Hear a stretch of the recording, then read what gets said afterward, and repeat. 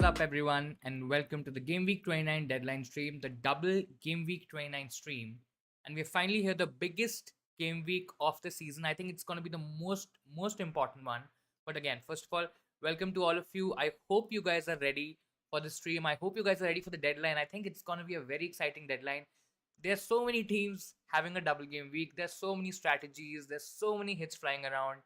A lot of people using chips, not using chips. I've seen people taking minus 12s, minus 16s, minus 20s, in fact, as well. I think it's going to be a great week. It could be make or break for a lot of people. Of course, there's also a double game week coming in the near future, which is Game Week 34. We also have a blank in Game Week 32. So there's a lot to plan, and I hope you guys are ready with your plans.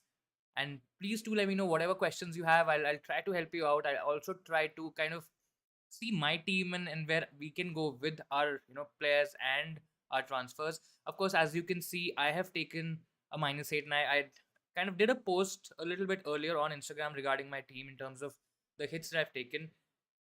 A little bit not planned in terms of the extra hit that we took. Of course, we had to take out Ward because he's suddenly not starting, and I have Iverson, and I couldn't have gone for Iverson, sorry, but I did go for Kepa because I think there's more value there. There is a potential for a clean sheet, and I think it's okay. I mean, a lot of people think that hits are not fine. Maybe they are. I mean, that could be a reason or that could be a strategy, but I think in this particular season with this kind of a double game week, I think hits are flying around. I think hits are absolutely fine.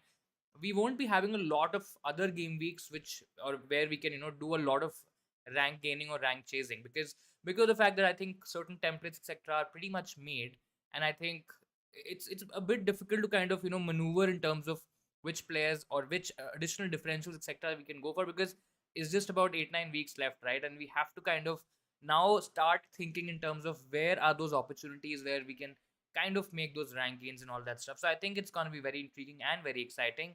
Hello Devargya, hello to you. Welcome to the stream. You're not captaining any of the mid players mentioned. I didn't mention Salah because again, I think that a lot of people might be a little bit wary in terms of not captaining Salah or not owning him first of all.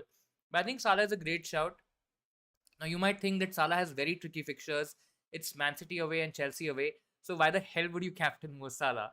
Now the thing is that Mo Salah is a big game player. I mean, he's done that against Man United. I mean, I'm not very happy saying this, but he's done that, or he scored well or did well this season, especially against Man United. Then he scored against Tottenham. He also scored against Man City. So I mean, there is enough for us to kind of say that Mo Salah can score against the bigger teams. Now, whether that will translate actually into points this time around, maybe not, or maybe because the fact that Liverpool is also kind of struggling.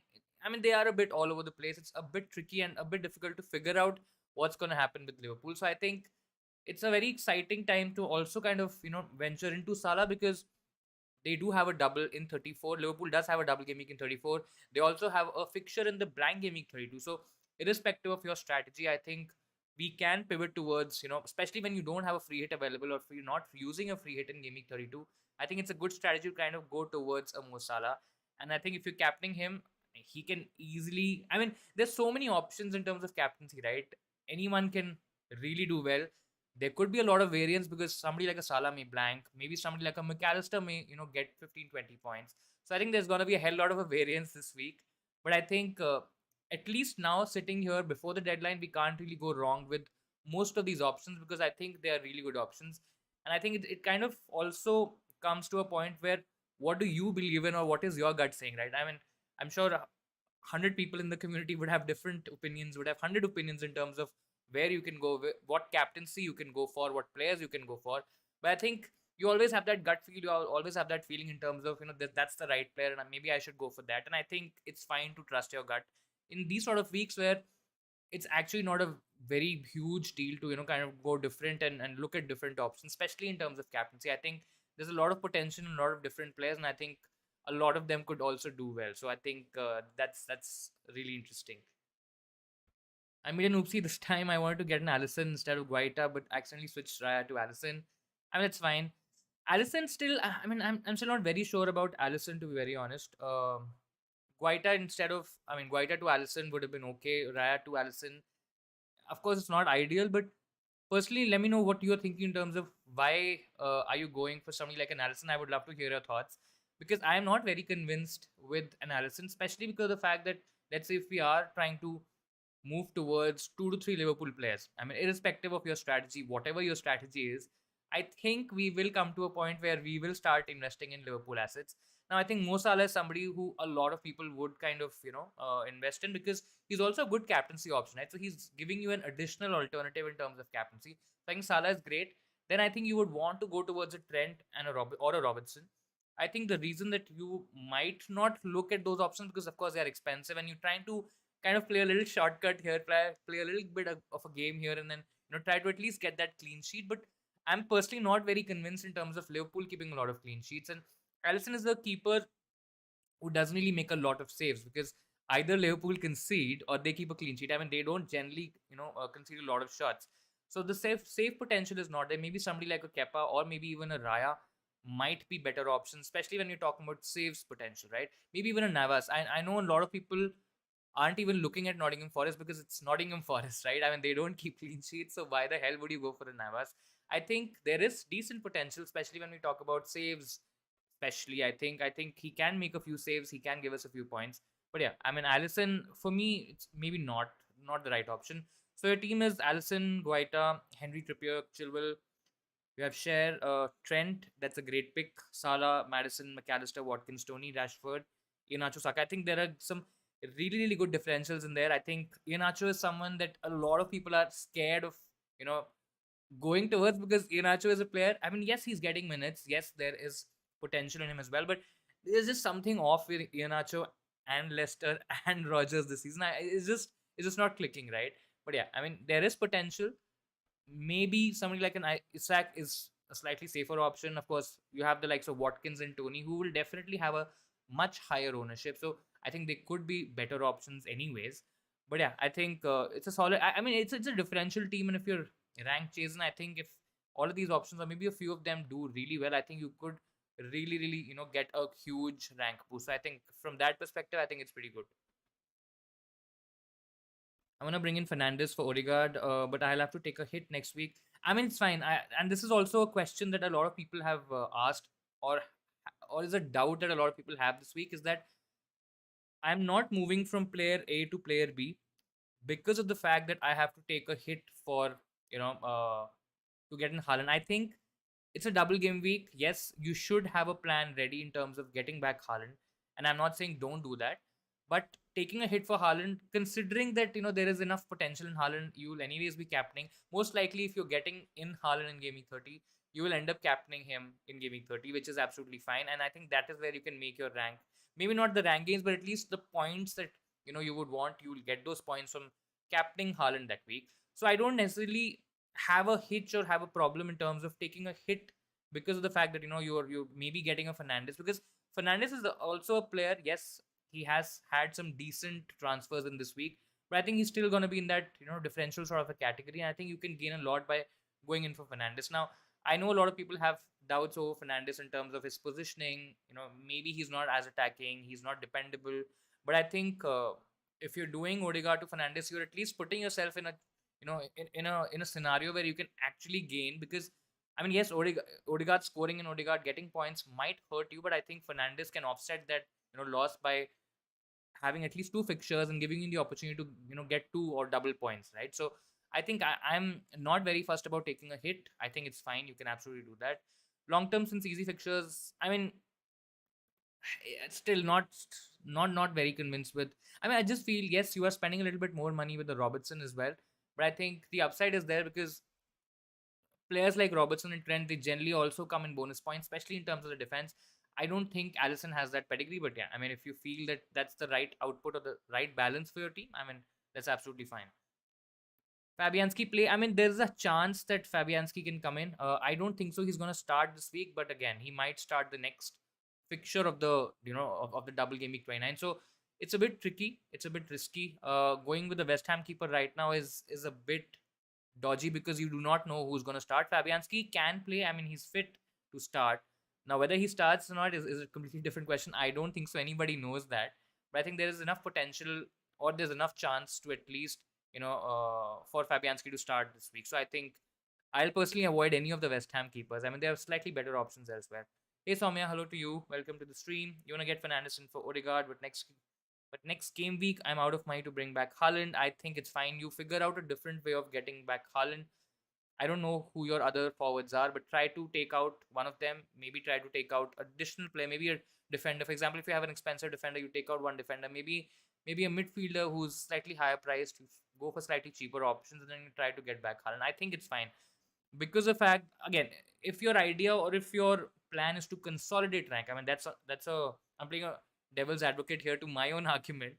If in fact you are trying to consolidate rank, if you're trying to save your position, if you're trying to defend from your rivals, or if you feel that your rank is good and I want to not go very attacking, I want to go defensive, in that case maybe do not make that switch, because Odegaard itself or himself has a good fixture. I mean, we are because of the fact that there's so many double game week players and so many double game week options, we're absolutely blinded by the fact that Arsenal still is facing Leeds. They're still the best attack in the Premier League. There's a high chance that they score 4 or 5 goals, maybe even 6 goals against Leeds, because Leeds is quite leaky. And they, or the Arsenal options, the Arsenal mids, even the defenders, they might even end up outscoring the double game week players, right? So in case if you're playing safe, absolutely don't do it. Just stay where you are and just just see how it plays out, and then kind of make your moves next week. Anyways, if you don't make this move, I think you'll have any enough money to get back Haaland in 30, because I think getting back Haaland in gaming 30 is going to be a priority for most of the FPL managers out there. And I think depending on the game state, depending on which direction you want to take, I think you can take a call. As someone want to get in Kane, Haaland, but for that I have to sell Salah. I mean, that's the thing, right? It's that debate, or is that competition between those, that one spot, and it's most likely going to be between Salah and Kane, right? So that's the option. You can either have, you'll anyways be having Haaland. There's absolutely no scenario unless you're a Maverick manager or you're just trying to have some fun, etc.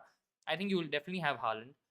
So that the conversation then becomes around whether you want Salah or whether you want Kane. Because, for example, somebody like me who has Watkins and Tony in my team, and I have both these players in my team.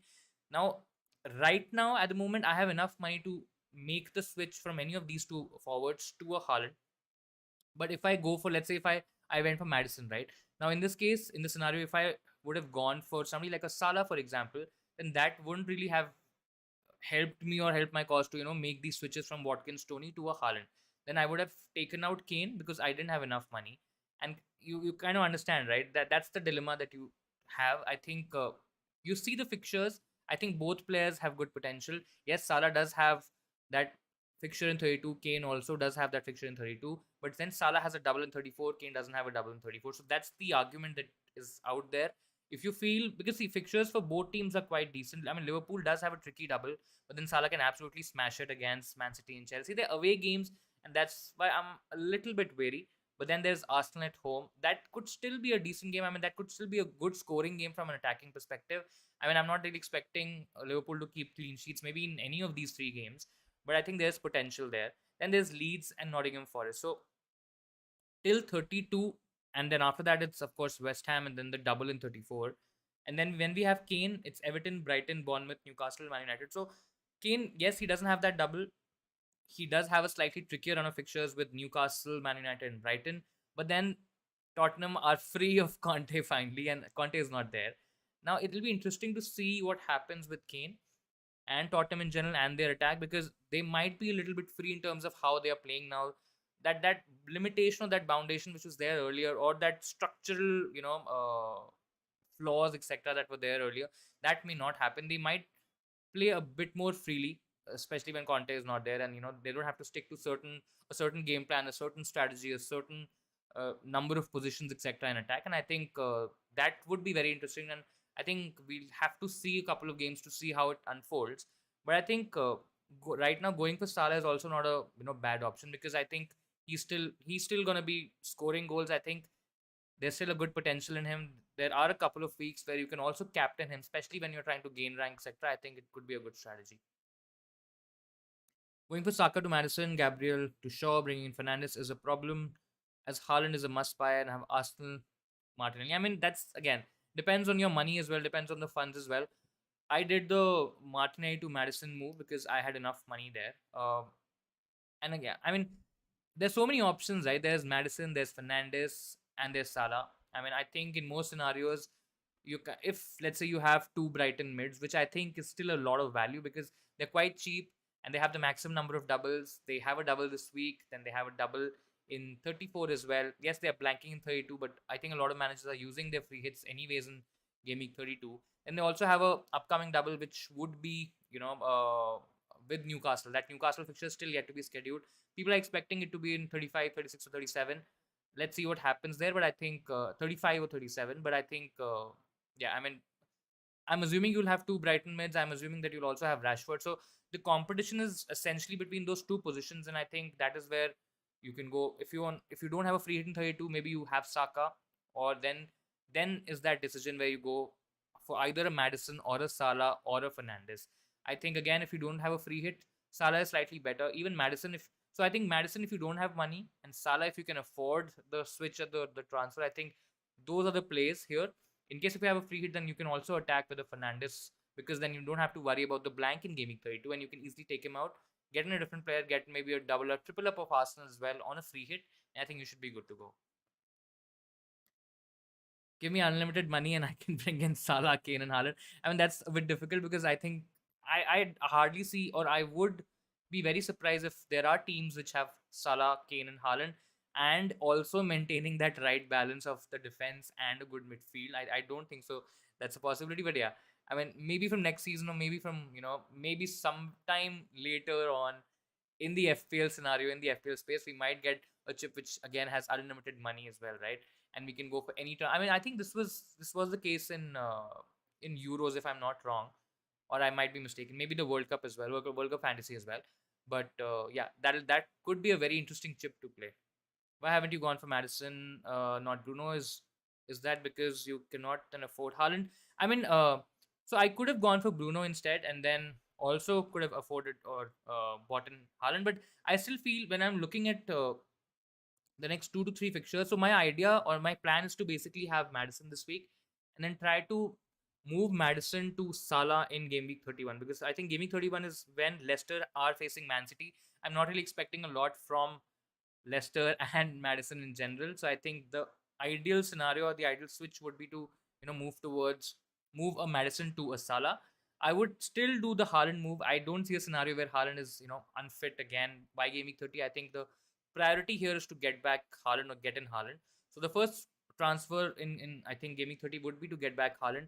That won't leave me enough money to do a Madison to a Salah switch. So I might have to downgrade maybe a different option, maybe one of the defenders. Let's see what happens there. But I think that is where I am in terms of the all the route that I'm taking for my team. And I think in general, yes, I do feel that Fernandes is a great option and he's a good differential. But when I'm looking at their fixtures, it's Newcastle away, Brentford home, then Everton and Forest are I think great fixtures in 30-31. But then Leicester also has Bournemouth, and Leicester has a better double.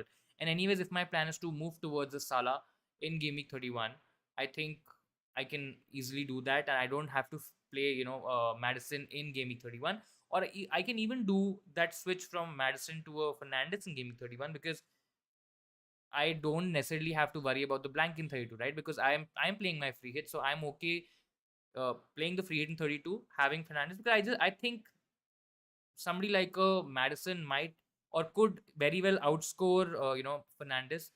If this was Rashford, I think that conversation would have been slightly different because of the fact that he's been in great goal scoring form. He's scoring a lot of goals. He's the main man in attack for Man United. Yes, there is that chance of Fernandes getting a penalty, maybe a 1-0 sort of a win, and then getting 3 bonus points.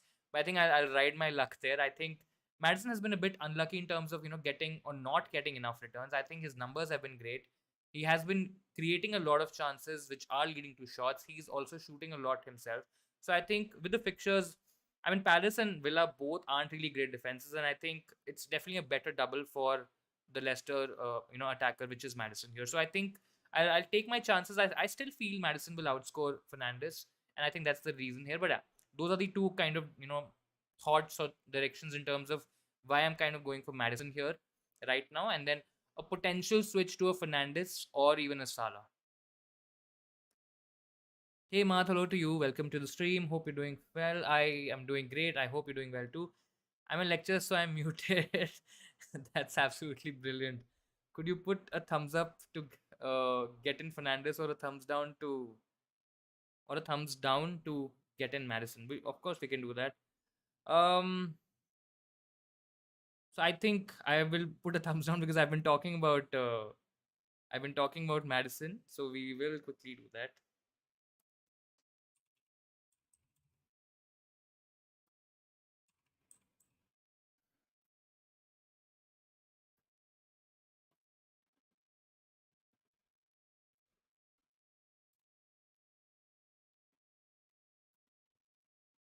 Yep. So thumbs down is basically Madison, and that is where I am in terms of both the options. But absolutely brilliant that you joined us in between your lectures. That's crazy. That's the case in UCL. So yeah, I, because of the fact that I've kind of missed UCL this time around. I think I still have a feeling that that was also a chip in maybe one of the World Cup, or maybe the Euros. Maybe I'm kind of mixing it up, but yeah, that'll be great if we can get that chip again. Or it'll be just interesting to see if we can, maybe move towards better chips, or may not even be better chips, because I think better, the word better is very subjective, but maybe towards different chips, which kind of makes things very interesting. Because right now, if you see, there are a couple of directions. Yes, you can still move on to different options because there's so many players having a double game week. I mean, you can go towards West Ham, but are they really that great, and can we really trust them for the double? Or even game week 34, yes, they do have a double then as well, but I don't see a lot of ways in which we can differentiate. And I think, especially when you have the free hit available or the wild card available, I think there's not a lot that you can do in terms of trying to differentiate yourself, trying to gain ranks. Yes, maybe captaincy kind of works for us, and kind of gives us that differential advantage, because some captains may score really high points, some captains may blank, and I think that's where the variance will kind of kick in. But I think it's not a lot different. Or I mean, I don't really see a lot of people trying out different strategies, trying out different player combinations. It's more or less this common pool of players in which people are trying to kind of move in. So that's where FPL is right now.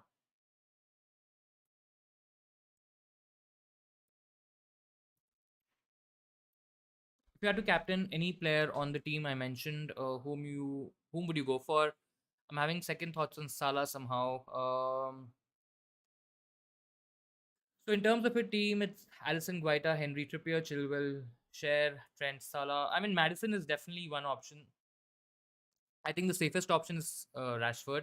So in case if you are okay playing safe, or if you want to play safe, I think that's the direction that you kind of take. I mean, Salah is great, but if you're looking for a differential, and if you're not convinced with Salah, I think you can even go for Madison. I think Madison is a great option as well. There's enough potential, and I've kind of already spoken about it in the stream.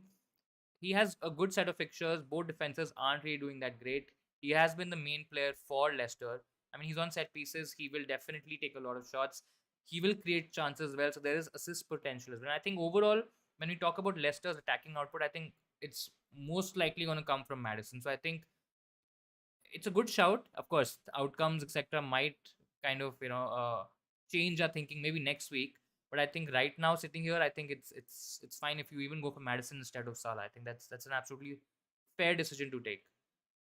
Going for Kane to Isak this week will help bring in Salah in gaming 31, which is also fine. I mean, Kane is not a player that you have to take out. But again, if your plan is to get in Salah in 31, I think you roll the dice. There's always a chance that Kane might hurt you, because Kane does have some decent fixtures in this week as well. It's Everton. They aren't really a great side. Kane has a good record against Everton. He generally scores against them. And again, it's without Conte, right? So I mean, whether we'll see a no manager bounce, or a different manager bounce, we do not know that. But I think Everton away is a good fixture. Brighton at home might be a bit tricky. So I mean, yeah, there's one good fixture, and then game week 31 is Bournemouth at home. So I think, but then again, when you're getting Salah, Salah will be against Leeds. I know it's an away fixture, but I think it's still a great fixture from an attacking sense. So I think if you feel that that's the direction that you have to take, I think it's fine. There's a risk. Be aware of that risk, and then take a chance with a strategy or with a plan that you have in mind. Plus, Isak has a double game week. I mean, yeah, why not? Newcastle aren't really a very high scoring side. I mean, their attacking numbers are okay. Their defense is still great. I mean, I know that they've not been keeping clean sheets, but I think their numbers are still okay. yes, Isak does give them a different, sort of an outlet in terms of attack. And plus, it's also the fact that I know a lot of people are saying that Wilson is back fit and there might be limited minutes. Now, I necessarily don't see Wilson starting any of these two games for Newcastle. Isak may not be a very long term option. Again, totally depends on how Wilson is recovering, what is Isak's fitness as well. But I think Isak should be fine. He's also on penalties whenever he's playing, and whenever he is on the pitch, he will be on penalties. So it's United, West Ham, then Brentford. So I think it's fine, and I mean it should be okay. It's not the best move out there, but I don't think so. It's a bad move altogether.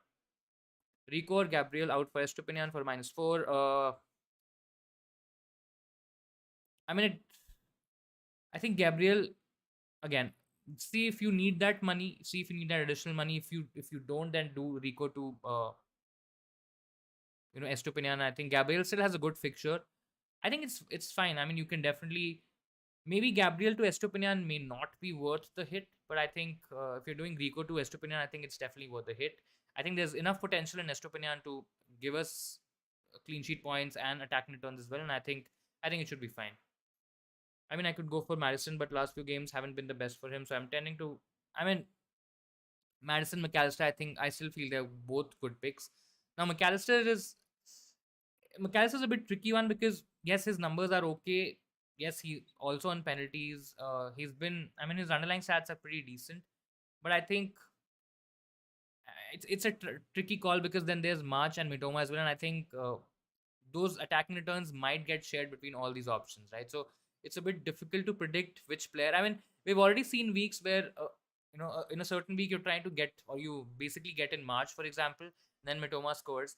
Then you kind of take out March and get in McAllister or Mitoma, and then the other player scores. So I think there's always a possibility of these attacking returns getting shared between the Brighton assets.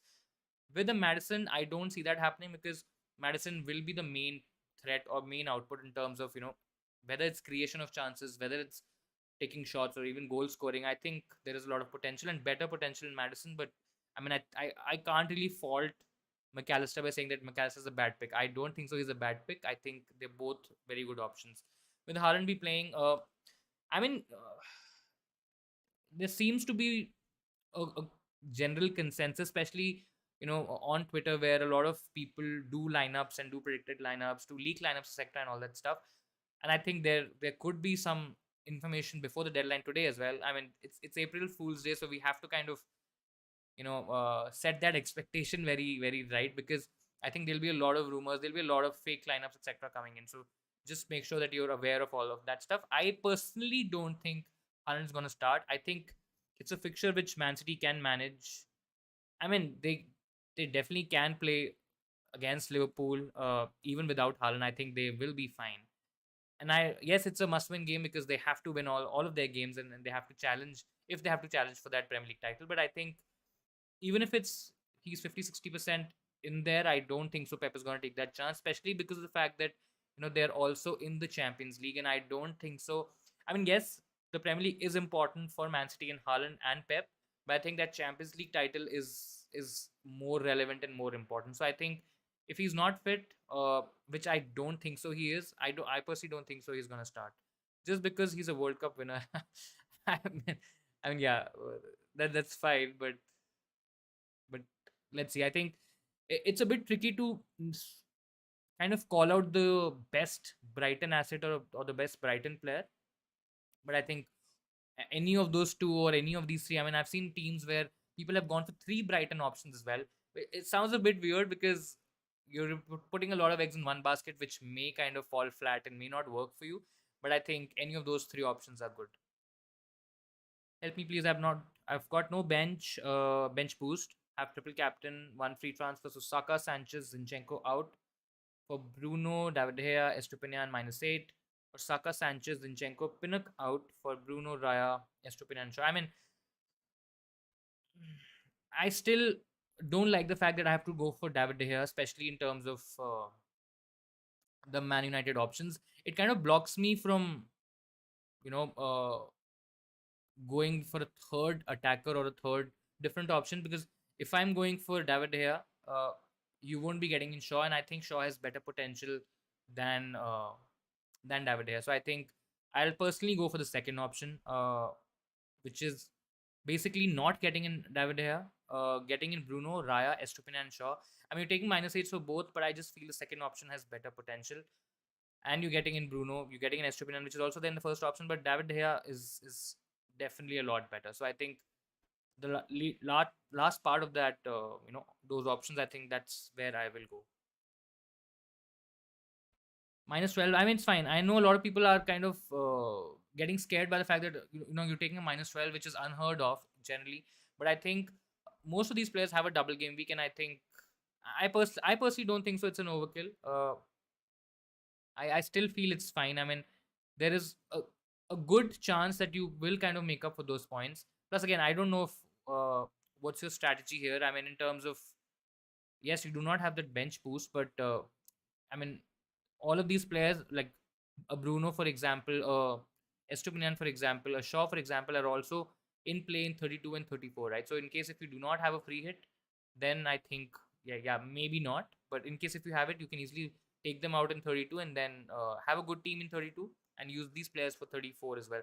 That's I mean, you also have to kind of have to mention the entire team in terms of what is our 11. I think that will kind of also help all of us to take that call for you. But I think in isolation -12, I know it looks it sounds a bit odd or a bit much, but I think it could be okay.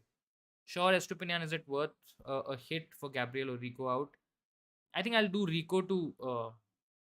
I can take out Rico. I can keep Gabriel, and then if I had to choose between one of these two options, I think Estupinian is still.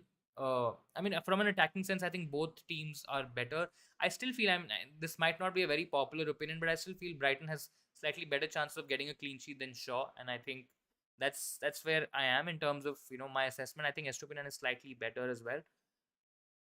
And I mean, I don't know. Maybe later down the line, we may not use Shaw, or I mean, that could be a potential strategy as well. But I think Estupinian is okay. You don't necessarily have to take Gabriel out because Gabriel has a good fixture this week, and I think, I mean, yeah, if it's Rico out for an Estupinian, I think it's definitely worth a hit. Chasing a lot of ranks too. So I mean, that's one side. I'll kind of counter this thing by saying that if you're chasing, taking a -12 is absolutely fine if you have those players who can give you points. I mean, plus it also kind of depends on how far you are and how badly you are chasing. But I think I still feel -12 is okay because you are investing in high potential players who have a good chance of doing well this week. But yeah, if you're not confident, if you feel that -12 is a bit too much, that's my take because I'm a little aggressive. I'm a little more attacking in terms of my players and in terms of what I do, and that's how I play FPL. In case if you feel that it's a bit of an overkill, then maybe just stick to a -8. You have a free hit, so I mean, if you have a free hit, you can invest in your Brighton assets, you can invest in your Man United players, and you necessarily don't have to worry about them in 32 because then you can easily take them out on a free hit in 32. So yeah, and that's kind of where I was also thinking in terms of my strategy for my own team. I I was thinking of not taking out Ward and then kind of just sticking with him and seeing what happens on a bench boost. It just didn't feel right. Yes, it was for a hit, and I'm investing a little bit more money on my bench because of the fact that now I have Kepa and Raya, which are both 4.7, 4.8 million goalkeepers. So it's not ideal, but I still feel there is enough potential this week for Kepa to definitely outscore Ward. Ward may not even start a single game. So I mean, it's fine. We have to kind of adjust our thinking in terms of hits. If this was maybe a different scenario or a different week, or maybe a single game week, and you still were kind of going for a hit, towards somebody who's basically having a good fixture and has good potential, then the conversation would have been slightly different. But because the fact that this may not be a short term move, this may be a long term move. Plus, there's a double this week as well. Plus, there's a double in 34 as well. I think it's fine. Yeah, a lot of people might say that the hit doesn't really kind of repay back in the same week, which is definitely a case. But I think when you're looking at a cluster or a group of three or four fixtures, I think it should be fine.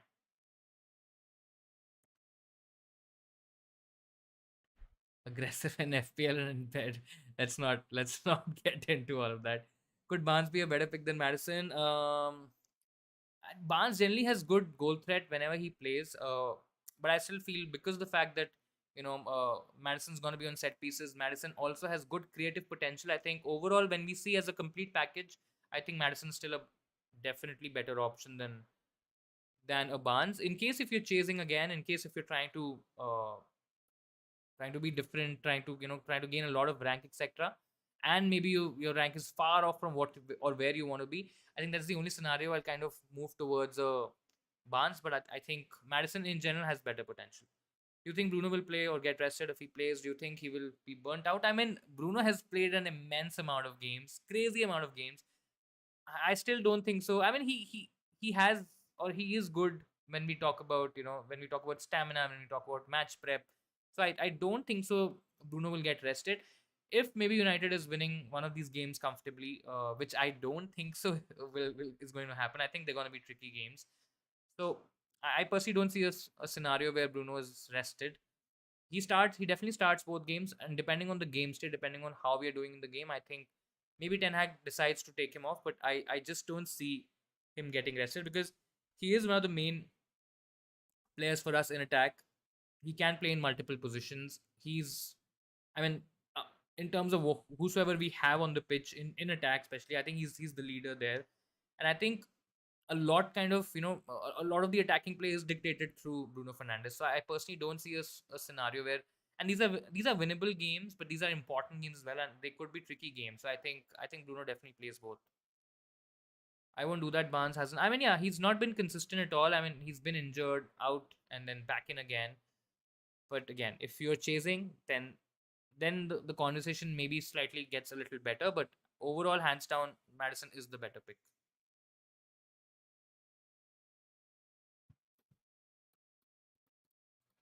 We'll quickly have a look on Twitter as well. One in a second. We'll just see if there is something that we need to share or check. I think there'll be just guys one update, not an update, but just one thing to kind of make sure or keep in mind. I think because of the fact that I think a lot of people may make late transfers, there's maybe a chance that the servers crash or the site goes down, the app doesn't work. So in case even if you've not made your transfers, it's absolutely fine. But don't keep it till very late. Just try to make your transfers at least half an hour before. Don't keep it till the very end, maybe the last 15-20 minutes. Don't do that. It's a big week. It's a big double game week. I think it's a very important week as well. So don't keep it till very late. And I think just make your moves a little bit earlier, and I think you should be fine. You've already transferred. I've already done that as well. Now, if suddenly the news comes that maybe some player is injured, maybe we get some. I mean, we are definitely gonna get some weird information and random news, random lineups, etc. There might be 100 lineups that come out just maybe a couple of minutes or 5 minutes before the deadline. In terms of Man City versus Liverpool, where we maybe see. I mean, I know it's not gonna happen, but I won't be surprised if we just suddenly get that information that Salah is getting benched. I know it's a far fetched reality, but I think it could. I mean, it's not going to happen, but we'll definitely see some weird information out there. I read yesterday itself. I mean, it's fine if you're very confident in terms of which direction you want to go towards or which player you want to get in. I think it's okay to even make early transfers. Yes, this was the international break, and we were kind of waiting for all the games to conclude, all the press conferences to conclude as well, because I mean, yes, we didn't get enough information on Haaland because we're still kind of struggling in terms of what is going to happen with Haaland. But I think in general, press conferences help us, take those final calls, and they help us nudge towards a certain direction in terms of whether we are trying to buy a certain player or sell a certain player. So I think doing stuff like this. I mean, I know Salah is not going to be. It's Liverpool, for God's sake. I mean, I there's no chance, maybe in a parallel universe, that happens, but I don't see how Salah gets benched against Man City. There's no chance of that happening. Keane and Rice were in form on the national break. Even Saka was playing really well. He's also won the Player of the Month, if I'm not wrong.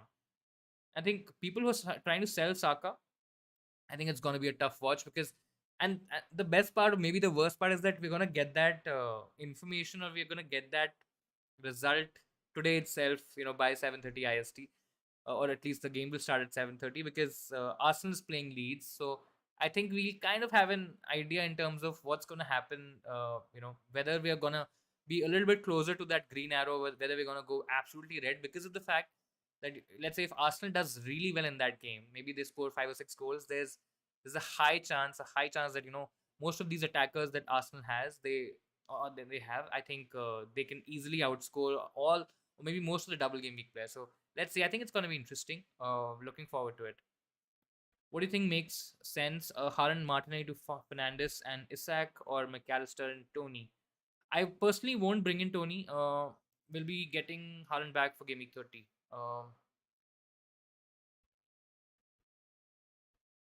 So Haaland and Martinelli out to Fernandes and Isak.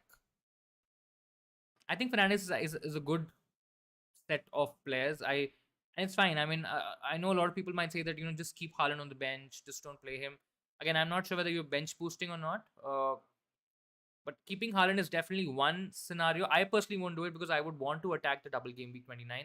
And I think with picks like Fernandes and Isak, you are kind of attacking the double. You are looking at options who are sort of differentials at the moment. Let's see what their percentage or what their ownership is, what the effective ownership is. But I think the Fernandes and Isak combination looks pretty solid. And then you can get back Haaland in game week 30, which is absolutely fine as well. You bench boost. If you're bench boosting, then I'll again famous last words, and maybe Haaland starts. Maybe he scores a hat trick. I don't know what's gonna happen there, but I think if you're, I mean, the logical or the practical thing is to basically take out Haaland because he is a doubt for this game, and just get in Fernandes and Isak. I think that's fine. So the main question will be Gunners shoot for the bullseye and win.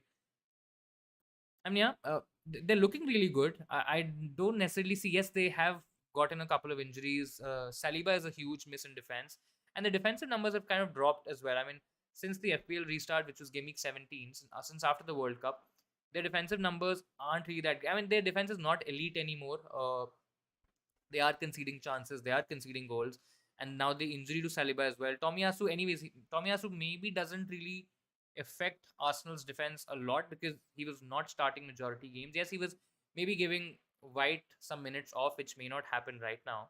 But I think there's good chance that Arsenal does go through. Let's see what's going to happen in the last set of games because Arsenal does have a trickier run of fixtures. I mean, among all the big teams, I think they have the toughest run of fixtures, which basically from game week 30, right? And that's where and that's the reason most of us are kind of trying to move away from Arsenal assets, away from Arsenal players, and look into different options again based on your strategies, based on your free hits, etc. To move towards a Brighton player or a Brighton combination, maybe a United combination, because Arsenal does have trickier fixtures. I mean, game week 30 is Liverpool, then 31 is West Ham. West Ham, you would expect Arsenal. I mean, Arsenal is expected to beat West Ham. 32 is Southampton. That's a good fixture. But then it's Man City in 33, Chelsea in 34, Newcastle in 35. Those are tough fixtures for Arsenal. Then 36 is Brighton. 37 again. 37, 38 are winnable games, easy winnable games. But that run from 33 to 36, I think that's going to be very interesting. And plus, that Man City game is going to be a huge, huge game. If Man City are still in the hunt, if they're not maybe 10 odd points behind, by that point of time, I think that game is going to be a good game to watch and maybe a potential title decider game as well. 10 games in hand. Let's see what happens. I mean, yeah, still some time to go and a lot could change. But I think it's still Arsenal's title to lose because they are in really good form. They are playing really well. Most of their attackers are clicking. Now they'll also be having Gabriel Jesus back, and he's going to start games or play consistently very soon. So I think it's going to be an interesting dynamic and see what happens there. I think they still I still think that they're going to be favorites to win the Premier League this season. But yeah, guys, about an hour and 15 minutes. So I'll be finishing the stream a little earlier today. I have a dentist appointment, which kind of clashed with the deadline. I tried to push it, but there was no time slot available. So I'll possibly be ending the stream maybe 5 to 10 minutes earlier, and that's the reason we kind of started earlier as well. So we have about an hour 15. Do let me know if you have more questions. Do let me know if you want to add anything. Do let me know if you want to talk about any particular players. There's a lot of content that we did, and I'm not even sure how far are we. I think when I was checking the subscribers on YouTube, I think we're very close to 2,000. So help us get there. If you've not subscribed to the channel, please feel free to do that. Hit like and like the stream as well. It helps us with the YouTube algorithm and helps us reach more and more people. Having too much cavities. So no, I had cavities when I was a kid. Not anymore. I've had braces for a very very long time, and I kind of missed the bus by at least a decade, maybe even a couple of decades, in terms of getting the braces done. But got them done. I think about 3 years back, and since then I've been going through this regular treatment, and finally I'm coming close to getting rid of braces on both sides. So I think should happen very very soon. But yeah, so I generally have these appointments once a month. It's mostly on Saturdays, so kind of clashes for the deadline.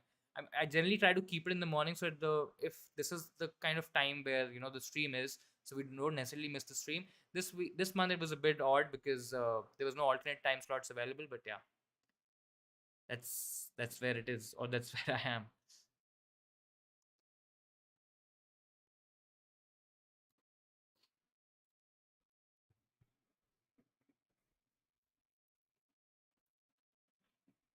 We'll check Twitter again in case if we have any more information. In case if you've not checked out content for us or the content we put out this week, do that. I mean, there's a lot of stuff that we've put out this week: wildcards, free hits. There are a few new ideas, etc. that we're also implementing. So do check that out as well. I've added all those links in the description. It's also in the community post on YouTube as well. Instagram is also quite active. We're also there on blogs. There's also a podcast. So a lot of stuff is happening on the Insanely platform, and I think it's getting to a point where it is getting insane. So yeah. Do it on a Zoom meeting. I wish that was possible. I wish that was possible. But of course, the orthodontist has to, be present there and do the treatment. But yeah, that would have been fun though. But yeah, not possible.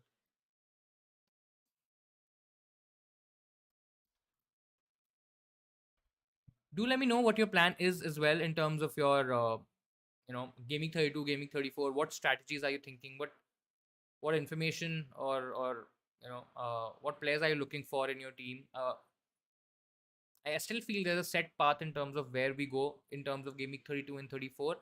And that could change, may or may not change, depending on the information that we get, depending on injuries, etc., that we maybe get during these weeks. I think a lot of people are also bench boosting in 34, which again, this was a very important or a very common or a popular question this week, where the question was basically between 29 and 34 bench boost. I think it ultimately would depend on the players that you have on your team and on your bench. I see a lot of people having Newcastle players this week and then having Newcastle players in 34 as well. Now 34 is definitely a better single game week fixture. So I think a lot of people were of that dilemma whether to utilize that bench for the Newcastle Southampton game or try to do it this week, considering that it's a tricky double. It also kind of depends on how much money would be tied up in your bench at till that point of time, and what kind of 11 can you afford at that point of time, especially for gaming 34, because we have teams like Liverpool, Man City, Man United. Brighton, of course, is not costing us a lot of money, but these are premium teams where we will be kind of moving towards a double up or even a triple up. And I think personally for me, I personally don't see a huge difference between both benches, but I think the strategy here for me especially would have been or will be that because of the fact that I've used my bench boost in 29, I can easily take out money from my bench and then start investing that money in my 11, because that way I'll be able to afford players like a Darwin, for example, like a Salah, for example, maybe even a Trent if I'm kind of moving towards a triple up on Liverpool, maybe towards a Man City mid as well. I think Man City mids have kind of totally gone off the radar, and I think they could come back by game week 34, especially for that double. So I think for me, 29 made a lot of sense because then I'll have 30, 31, 33, and then 34 to kind of make these different moves. Of course, I'm using the free hit in 32, so that kind of goes out of the window. But I think I have these different weeks where I can kind of alter my squad and make a good team for 34, and then have a lot of money or most of my money invested in my playing 11.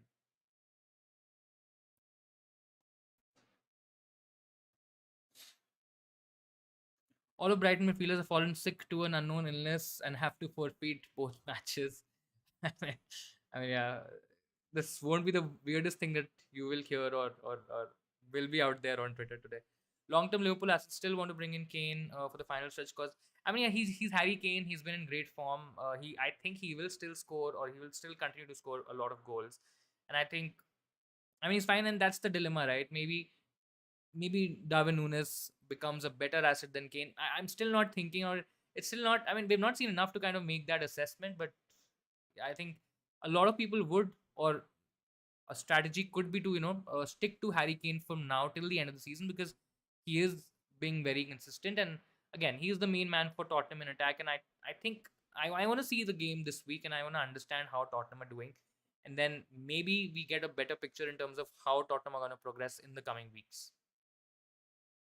Hey Savio, hello to you. Welcome to the stream. Moise confused me yesterday with the defenders update. I really want a 4K defender, Sufal or Emerson. Think too much rotation in CDs. I mean, Emerson is also. I think there was an update around Emerson as well. We'll check it quickly. Where I think he was not fit. I'm forgetting, but I would want to check it and then maybe tell you what's was the update there. So Emerson's had sickness. Then Skamaka was, anyways. That doesn't really matter. Aguard came back with a grumbly hip. I mean, it's still not a very clear update. I think. I mean, I would still kind of shy away from Emerson. I know he's a cheaper option in the West Ham defense, in the West Ham team. I'm not sure whether you have that much money or not, but I think Zuma, if you had 4.4 or something around that, I think Zuma would still have been a better option. If it's a 4 million defender, I still I'm not very comfortable with either. I mean, there's still a chance where Emerson, Sufal, both or any one of them could get benched, and a different option may play altogether. I If I still have to go for one option, I would still want to go for Emerson, because I think he's more nailed, and I think he will definitely start if he's fit. But that's the worry here, right? And I think maybe this week Emerson misses one game, maybe he kind of plays the second game, but that's the risk that you take. Try to see if you can get in some additional money from somewhere and maybe move towards a 4.4, because if you have that much money, you don't necessarily have to go for Egward as well, which is 4.8. I mean, 4.4 Zuma is still absolutely fine, and I think he will start majority games. I'm also thinking transfer inside Salah, because he will score a hat trick for sure. Yeah, I wish. I'm going big this week. 15 doublers for -8, make or break. I mean, that's absolutely fine. I love it. Absolutely great. And trying to attack the double game week, trying to attack the biggest double game week of the season could be make or break for a lot of managers, a lot of teams, and it's absolutely fine. It is fan team. No, this is not fan team. I would have to take Zuma if he still played for Chelsea.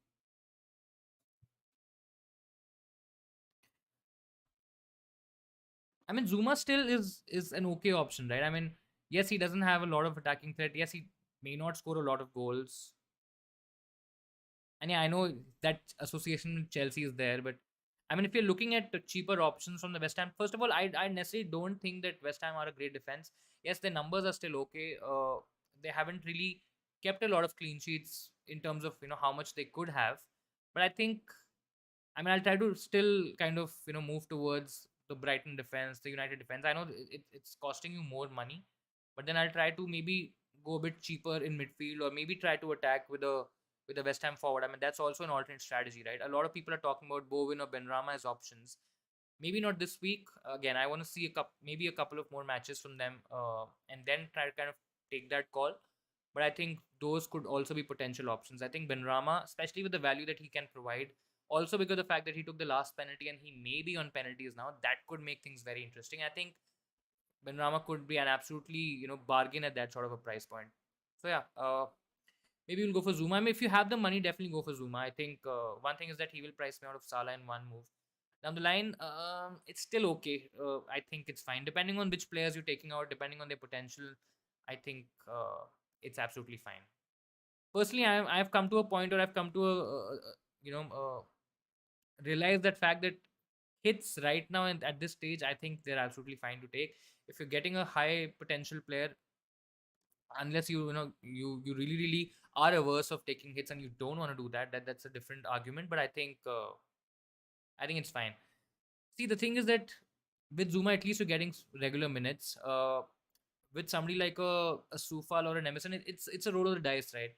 You might get in a player who may not start, and then you may have to anyways make that additional move, right? So I think it's fine. You go for a slightly safer option in Zuma, and then you, if you have to take a hit to get in Salah, I think it's fine. You take that hit. Off topic, which team do you support? Haven't been wearing my Man United jersey since a very very long time, but I support Man United. Have been supporting them for almost 2 decades. I'm not that old, but I still have been a United fan since a long time. Hey Nigel, hello to you. Welcome to the stream.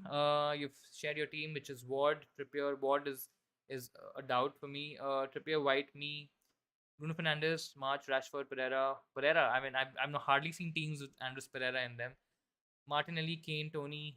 Subs are David De Gea, Haaland, Dawson, Diop. One free transfer, 1.9 million in the bank. Think of Willock for Pereira.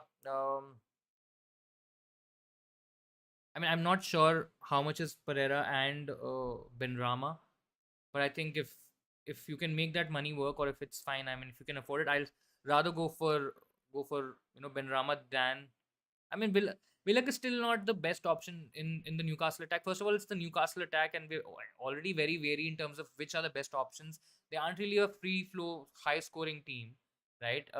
And then there's somebody like an Isak, for example, who's going to be on pens, who's probably going to be the standout option in the Newcastle attack. So I'd rather try to go towards a different team, which is basically West Ham, and West Ham has two standout attackers. Yes, there could be Ings as a third option as well, but I think when we're looking at West Ham attack or West Ham options, I think Benrahma and Bowen are really solid options. So I personally don't necessarily think that Willock has great potential. And if you can make that move, or the finances are fine there, I think even Pereira's. I mean, it's a punt for sure, but yeah, I still think they're better option. I mean, it's Bournemouth, so I understand the appeal, but I still think that you can. Or you can rather save the transfer as well. I still would take my chances and go for a Benrahma, for example. I know Benrahma is a punt, but at least that punt has a double game week, and at least he will be in a position to give you two fixtures rather than one fixture. So I know it's not always quantity over quality, but I think I'll take my chances with a double game week player, because see, if you're not taking your chances, if you're not kind of, basically if you're not uh, buying the lottery, how the hell will you end up winning the lottery, right? So I think it's absolutely fine to go for a Benrahma. Give me 30, sorry, Kane to Haaland. I mean, I would want to keep Kane because of the fact that he has good potential. But if that's the only move, or that's the only way to get back Haaland, I think it's fine. Haaland is still a better option. Still, I mean, not having Haaland, especially in a game week where he's fit against Southampton, where his ownership is probably going to be around 160, 170, maybe even higher than that. Yeah, I mean, I don't think so. It's absolutely worth it. If you have to take Kane out, you take Kane out, take it on the chin, and then just move on. Captain Rashford and Mitoma, I think both options are great. Rashford is a slightly safer option.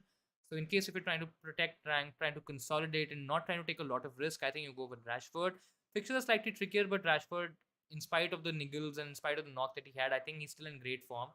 He still is the main man for United in attack, and I think he will end up scoring. I have a feeling that he will score. His ownership is going to be around 131, maybe slightly higher as well. And if you don't go against it, I think you captain Rashford. Mitoma, I think, is probably going to be Brighton's most popular option. So in case you feel that Brighton has better potential, maybe they have better fixtures, or maybe a Mitoma has better potential than a Rashford. I still don't think so. Minutes is a kind of an argument, or is that debate.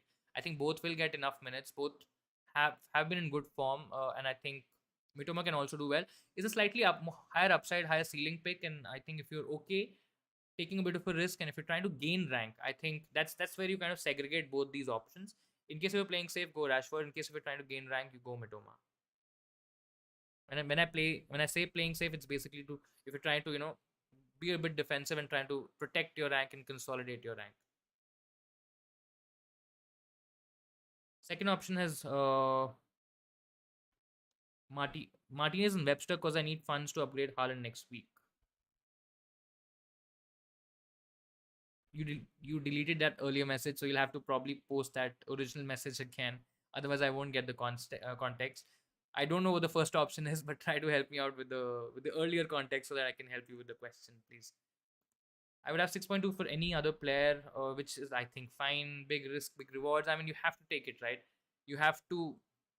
when FPL is giving you an opportunity to get in players or dip into a pool of double game week players, I think if this was a conversation between Arsenal players and maybe moving towards a different option, a lot of people are taking hits to take out Saka, to take out Odegaard, to take out Martinelli. Yes, then there's a conversation because Arsenal still does have a good single game week fixture, which is Leeds, and you may or may not want Arsenal back at some point of time. I don't know what because every player or every manager would have a different or a slightly variation in terms of strategy. But I think when this is a scenario, I think I'll definitely take my chances here.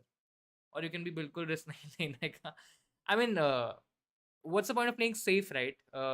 Unless you're in the top 100, top 500, 1K, 10K, maybe 50K, maybe 100K, maybe a rank which we are very comfortable with, and you convince yourself that okay, I do not want to take a lot of chances, I do not want to take a lot of risk, because the fact that I'm a bit comfortable right now, I'm okay going with slightly safer players, and I don't want to attack with certain options which can definitely give me a rank boost. But if they don't work out and I let go of a very high owned player, then my rank losses are going to be very high, right? So that's the offset that you'll have to decide between.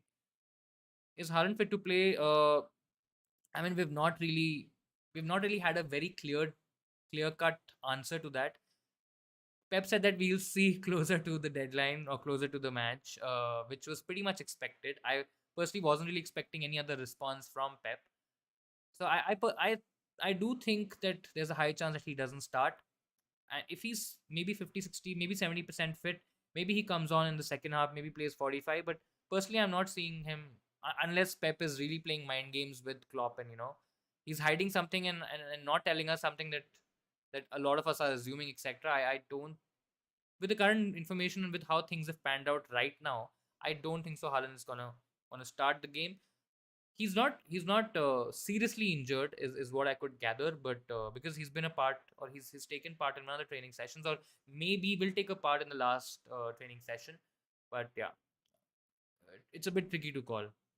Henry, Zinchenko, Saka, Odegaard to Shaw, Estupinian, Bruno, and Harrison, or Henry, Zinchenko, Saka to. I personally won't do Martinez, Webster, Bruno, and keep Odegaard. I personally don't think so. I'll make that move. So it's Zinchenko, Henry, Zinchenko, Saka, Odegaard. Again, I don't know what your plan is in terms of Game Week 32. If you do not have a free hit, then maybe you would want to at least keep one of Saka or Odegaard, maybe taking both out, or even Zinchenko, because there are three players who have a fixture in Game Week 32. So in case if you do not have a free hit, or you're not using your free hit in Game Week 32, I personally don't think so. That's the best option out there. But in case if you have the free hit, in case if you're okay taking a bit of risk, because you're taking out three Arsenal players, right? You're taking out Zinchenko, Saka, and Odegaard. And yes, you're getting in Shaw, Estupiñán, and Bruno, who all have good fixtures this week. Harrison's a bit of a punt. I mean, it could go either direction. And again, depending on your money, maybe Harrison could be a different option. But in isolation, I think not a lot has been spoken about Leeds players and Leeds options because of the fact that there are better picks elsewhere. But yeah, if you're doing chasing, if you're trying to gain rank, trying to be a little bit aggressive, I think I'll still rather go for this option and the second option, because I'm personally not seeing a lot of potential in a Martinez. Aston Villa's defense has not been that great. I mean, Webster is okay, but I still feel Estupinian or maybe a Dunk are better options. Then Bruno, of course, is in there in both the options. Would you play double gaming players, Jensen, Felix, Bailey over single gaming players? I would not. I mean, if it's Jensen and Bailey, I don't think so. I'll play them over Odegaard, Zinchenko, Martinelli. I think there is enough potential. I think there's enough proof for us to believe the fact that Arsenal can absolutely smash it against Leeds, and we'll be in a position where we'll all be kind of struggling to accept the fact that we went for such a decision. But I think maybe Felix is an interesting one. Felix, if you're again trying to chase, if you're trying to be aggressive, maybe go for Felix out of all these three. But I think I'll definitely not play Jensen and Bailey, irrespective of the number of games, over an Odegaard or a Martinelli, or even a Zinchenko, right, for the defender. So I think that's where I am. Who do you think will get relegated? Looks like everyone. I mean, it's that's very nicely put. I mean, it looks like everybody's fighting to get relegated rather than avoid it. It's very very difficult to call, because at the start of the season we kind of expected Forest to follow the cliff. They were conceding a lot of goals. They were they were looking like a side who will probably go down. Then there were moments where Leeds also, started conceding a lot of goals. It was a tough period for Leeds as well. Wolves have also kind of been in and out. West Ham surprisingly right now are in the relegation zone. I mean, for a team who was competing for Europe, it's just sad, or it's just surprising to see that West Ham could fall off this badly. I'm still not expecting West Ham and Leicester to get relegated. I still think it's probably going to be between Southampton, Bournemouth, Forest, and maybe Everton. Everton is maybe a team who kind of will come down. Bournemouth, Southampton, I can't really say. Maybe if this was a few weeks back, I would have probably said that, Southampton is looking like a team who will definitely get relegated. But right now, currently, the points are so close, it's so stacked that it's a bit tricky to predict. But if I had to predict three teams, I think it's probably going to be Southampton, Bournemouth, and one of Forest or Everton. I think that's where I will be. Saka to Bruno for a -4. It's tough. I personally won't do it. I know Bruno has a double game week, or two fixtures, but again, depends on your. So when these sort of questions are there, right, you also have to think about what's your plan with this particular transfer for game week 30, 31, 32, even 34. If in case if you do not have a free hit in 32, or if you're not using a free hit in 32, don't make that move. I think you'll need Saka because Bruno doesn't have a fixture in game week 32. In case if you're okay, or in case if you have a free hit in 32, this kind of sets you up for 34 as well, because then you can hold Bruno for all this while. If the plan is to hold Bruno for all these game weeks, I think it's absolutely fine. You make that move, but in isolation, it looks like a scary move, taking out Saka and then getting in Bruno, because Saka can absolutely smash it against Leeds. I mean, just know the risk, and if you're okay taking that risk, okay going a bit risky, and trying to basically go a bit aggressive, I think you go for it. Otherwise, I would be skeptical in making this move. When do you have to go to the dentist? It's 3:15. So my appointment is 3:30. Deadline is 3:30.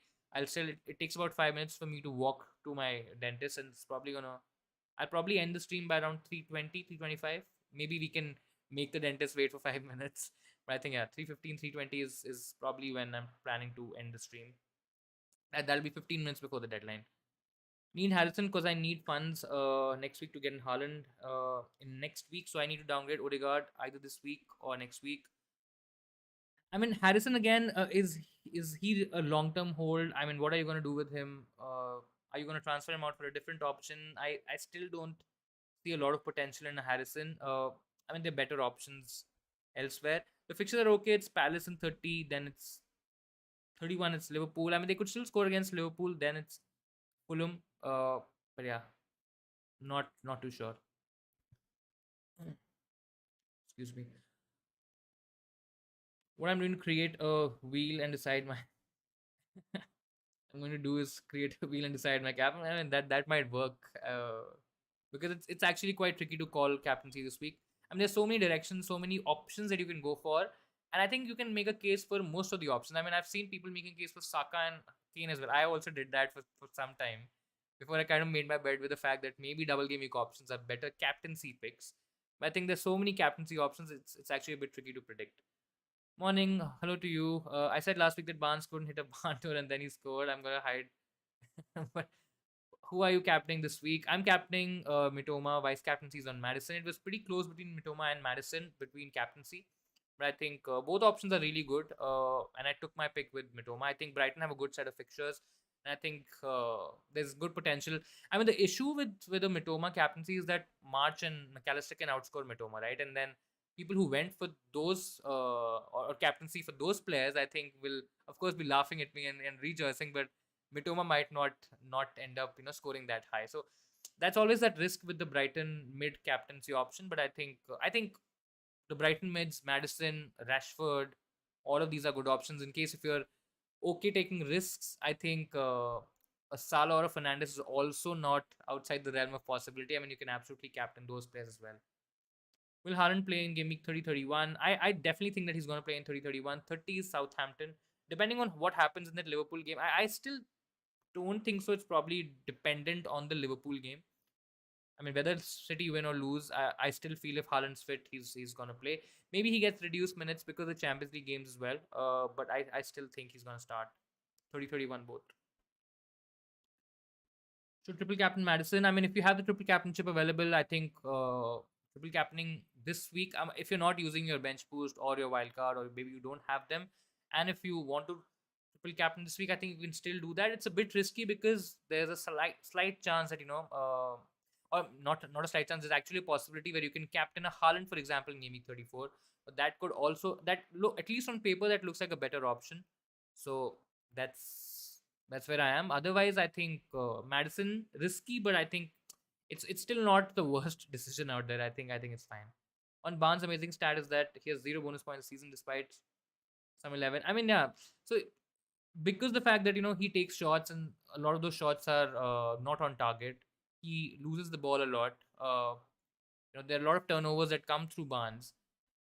I think him getting bonus points is actually. I mean, I see a scenario where maybe he gets a brace, or maybe he gets like a couple of attacking returns in one particular game, and maybe in that sort of a game, Leicester concede. In that sort of a scenario, maybe he gets a couple of bonus points, maybe more. But I don't think so. Barnes is probably gonna be in among bonus points for a majority of the games because he's not creative enough. He doesn't create a lot of chances. He gets a lot of, or he will. I mean, he would be a sort of a player who would be at the end of those big chances, and he will be getting those big chances. Now, if he's missing those big chances, which are probably being created by Madison, for example, there's no way that Barnes is going to be in those bonus points. So I think it's always difficult for somebody like a Barnes to end up, into bonuses.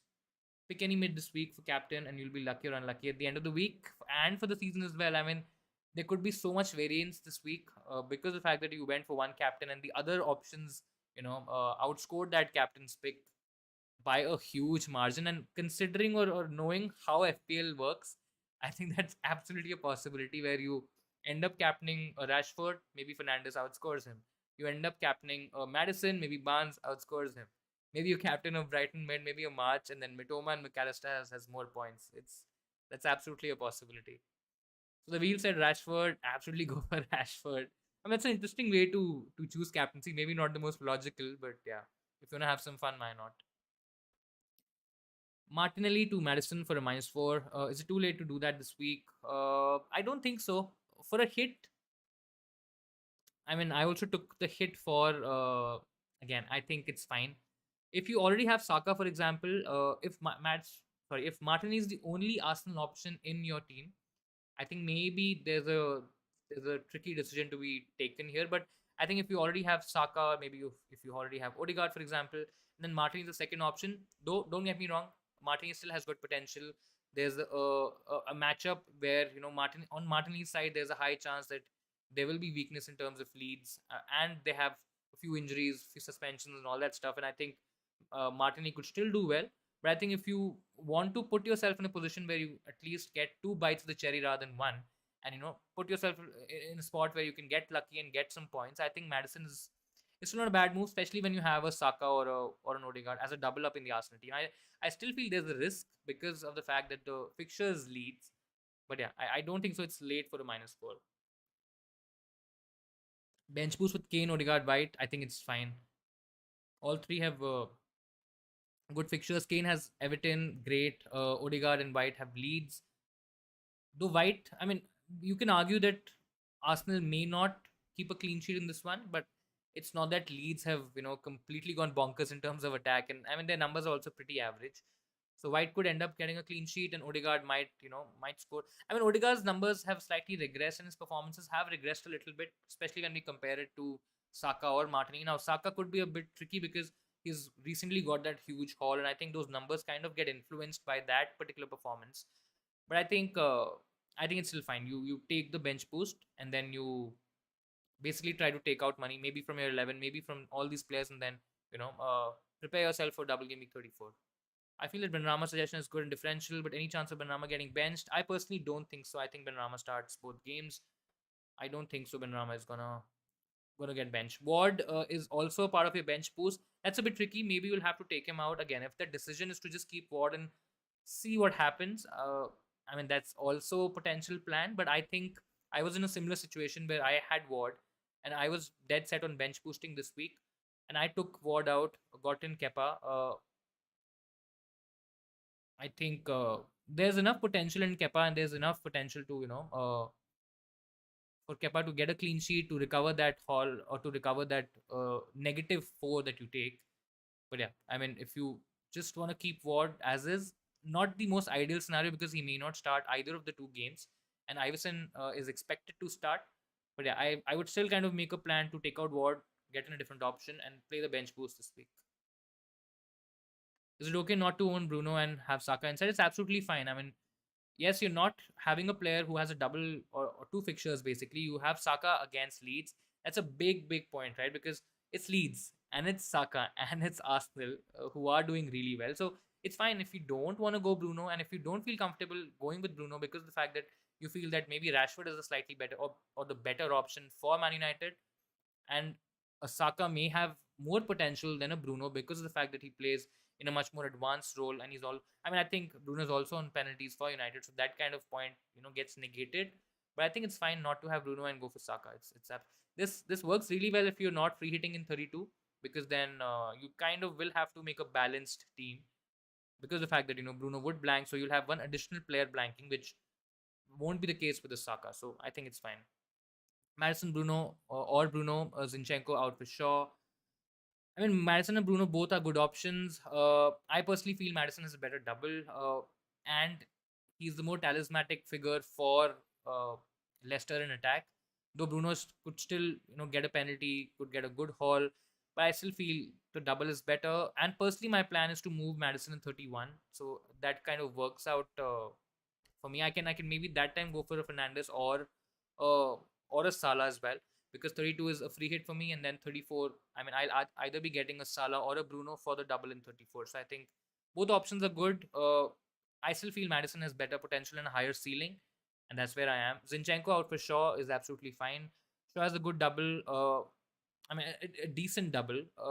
Plus also has a good double in 34. He's blanking in 32, so be mindful of that and kind of make a plan in terms of what are you going to do with Shaw. Unless you have a free hit, I think in that case it's absolutely fine. Yeah, I think both options are okay. And personally, I would prefer Madison over Bruno. Benrahma is only 1.1% owned. I know he's very less owned, but I think he has potential to do well this week. Imagine Brentford and Bournemouth wins 3-0. I mean, let's not jinx it. Let's absolutely not jinx it. I mean, it's not gonna happen. It's very unlikely, but yeah, not gonna happen. Haaland, he's kind of there in terms of fitness. I personally don't think so. He's gonna start. We may get some news just before the deadline in about an hour, about 56 minutes according to my clock. But yeah, I personally don't think so. He's starting. He may come from the bench if he's close to maybe 60, 70%, 70, 80% fitness. And yeah, it's okay to go without him this week. And if he's fine, if it's not a long term sort of an injury, I think we'll get more information in the coming time. You have to get a plan or at least have some plan ready to get him back in gaming 30. Still have the triple captainship. When do I use it? This week is fine if you're not using any chip. I think you have a lot of options. There's Madison, there's Rashford. Then you have the Brighton mids as well. In case if you don't want to use it this week, you can use it in gaming 34 as well when Haaland is, having a double game week. So that's a potential or a different option as well. Stream volume is low. Let me know if the volume is fine. I think it should be fine. But do let me know if the volume is fine or if I do need to increase the volume. I'll do that if that's required. What about Haaland? I've already mentioned may not start this week, but depending on the injury and depending on the seriousness of the injury that he's carrying, I think he should be fine for 30, and I think he's a great captaincy option for gaming 30. Why was Ward replaced? Was it due to performance? I think it was due to performance, and I think maybe temporary. It'll be very weird if Ward starts one of the games for Leicester in the double, and the other game is started by Iverson. But I think Rogers mentioned that Iverson is the goalkeeper or is the preferred goalkeeper right now. So similar situation to Steele and Sanchez, right? Both managers have said that they're not bad options or they've not suddenly just lost their place. It's just that currently, again, behind the scenes, we're not sure what's happening actually, but I still feel it's due to performance and the managers are trying to sugarcoat it and make the other keeper, which was the number one keeper, a little bit more comfortable about the whole situation. But yeah, that's what it is. Confirm Saka to Bruno, Zinchenko to Shaw, Henry to Sufal. You've gone for Sufal. And Kane to Havertz, Madison Cap. Still, still fine. Not waiting for Arsenal versus Leeds to destroy those moves. That's fine. I mean, all are fine moves. I think it's okay. Uh, at least you put yourself in a position to get points, and if it doesn't happen, it doesn't happen. You'll have to take chances, considering that it's a double game week, and we are presented with certain opportunities to get those rank gains, which may not happen in a single game week, because yes, you have those limited set of fixtures. Yes, you would have those players as the best options, as the best picks. You'll possibly have limited differentials, or even similar captaincy. Let's say if Haaland is absolutely fine and Man City is absolutely smashing it, I don't necessarily see a direction or a scenario where people are gonna deviate from Haaland captaincy and move towards different options. What do you think of Kane to Isak for a -4? It's not necessary. You don't have to do it. Kane has a good fixture this week. Is fine in the coming weeks as well, unless this is to fund a Fernandes or a Salah, for example, or maybe just have enough money to get back Haaland. Maybe yes. Otherwise, for a hit, I personally won't do it. I think Kane is fine for this week. Even if it's single game week fixture, I think it's fine. Kane or Brentford's Henry, definitely Kane. If so many teams weren't doubling so often, Hammers. I mean, they are tempting as differential still. I know. I mean, you could kind of move into that differential category with a Madison, maybe with a Fernandez. I feel Salah is also going to be a differential player, which is so weird that we keep talking about Salah as a differential option. I think those are better differentials, or maybe slightly more safer differentials, because yes, when I'm getting in Salah, I still have that confidence, irrespective of the tricky double this week, that he will possibly score against those big teams, right? Which may not happen with a Benrahma or a Bowen, but I still think they are good differentials this week as well. And plus, they also give you a fixture or an additional double, or basically two games in 34 as well. So I think it works both ways, and kind of slightly medium to long term as well.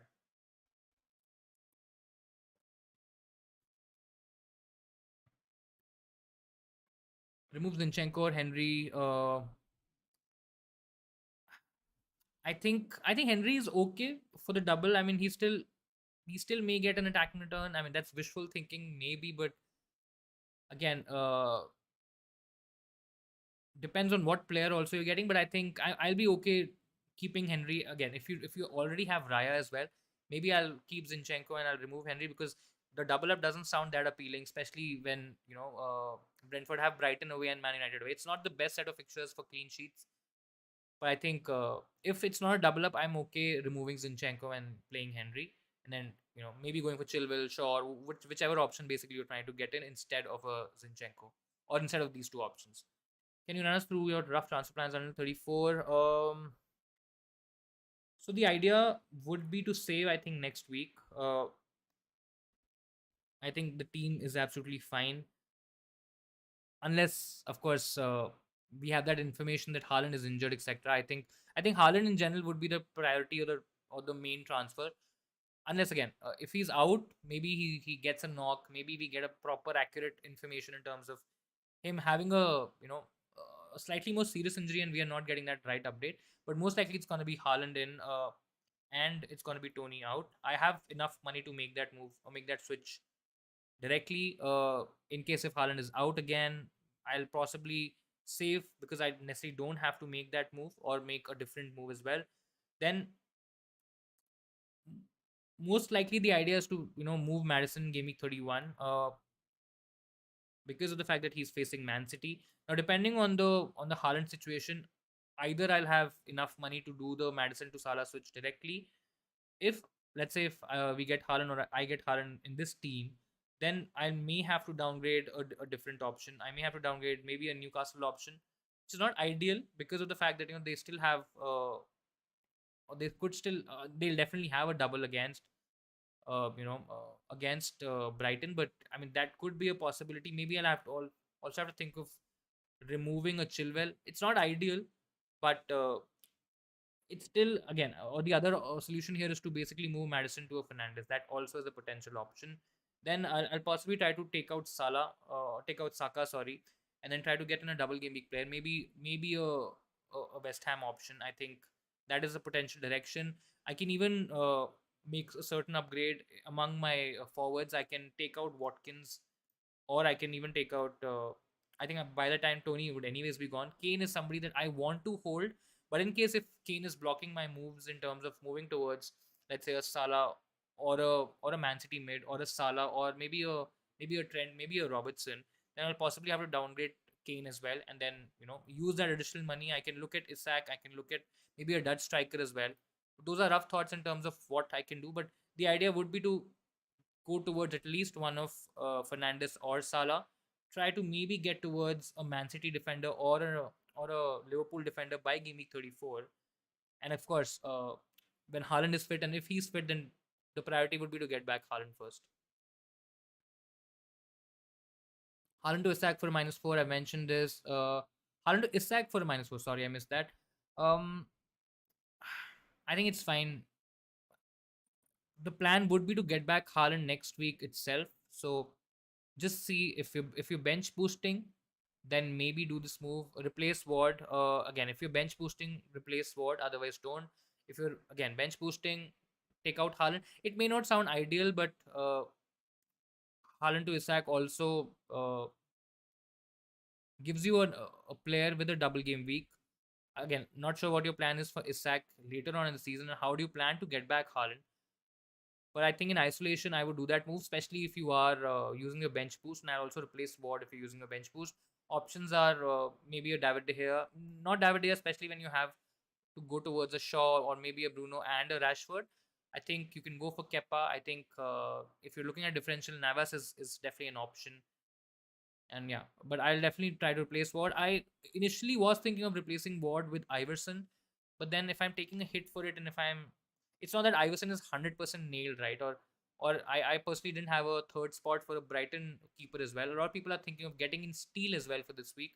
Again, it's the same problem with Steele plus Sanchez as well, because I mean, any of them could start in the coming weeks. Maybe we get to shared minutes in a double game week as well, which is not at all ideal.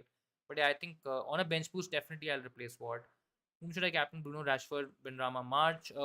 Safest is Rashford. I think if you're looking to gain rank, if you're trying to be a little bit different but not take a lot of risk, I think it'll be March.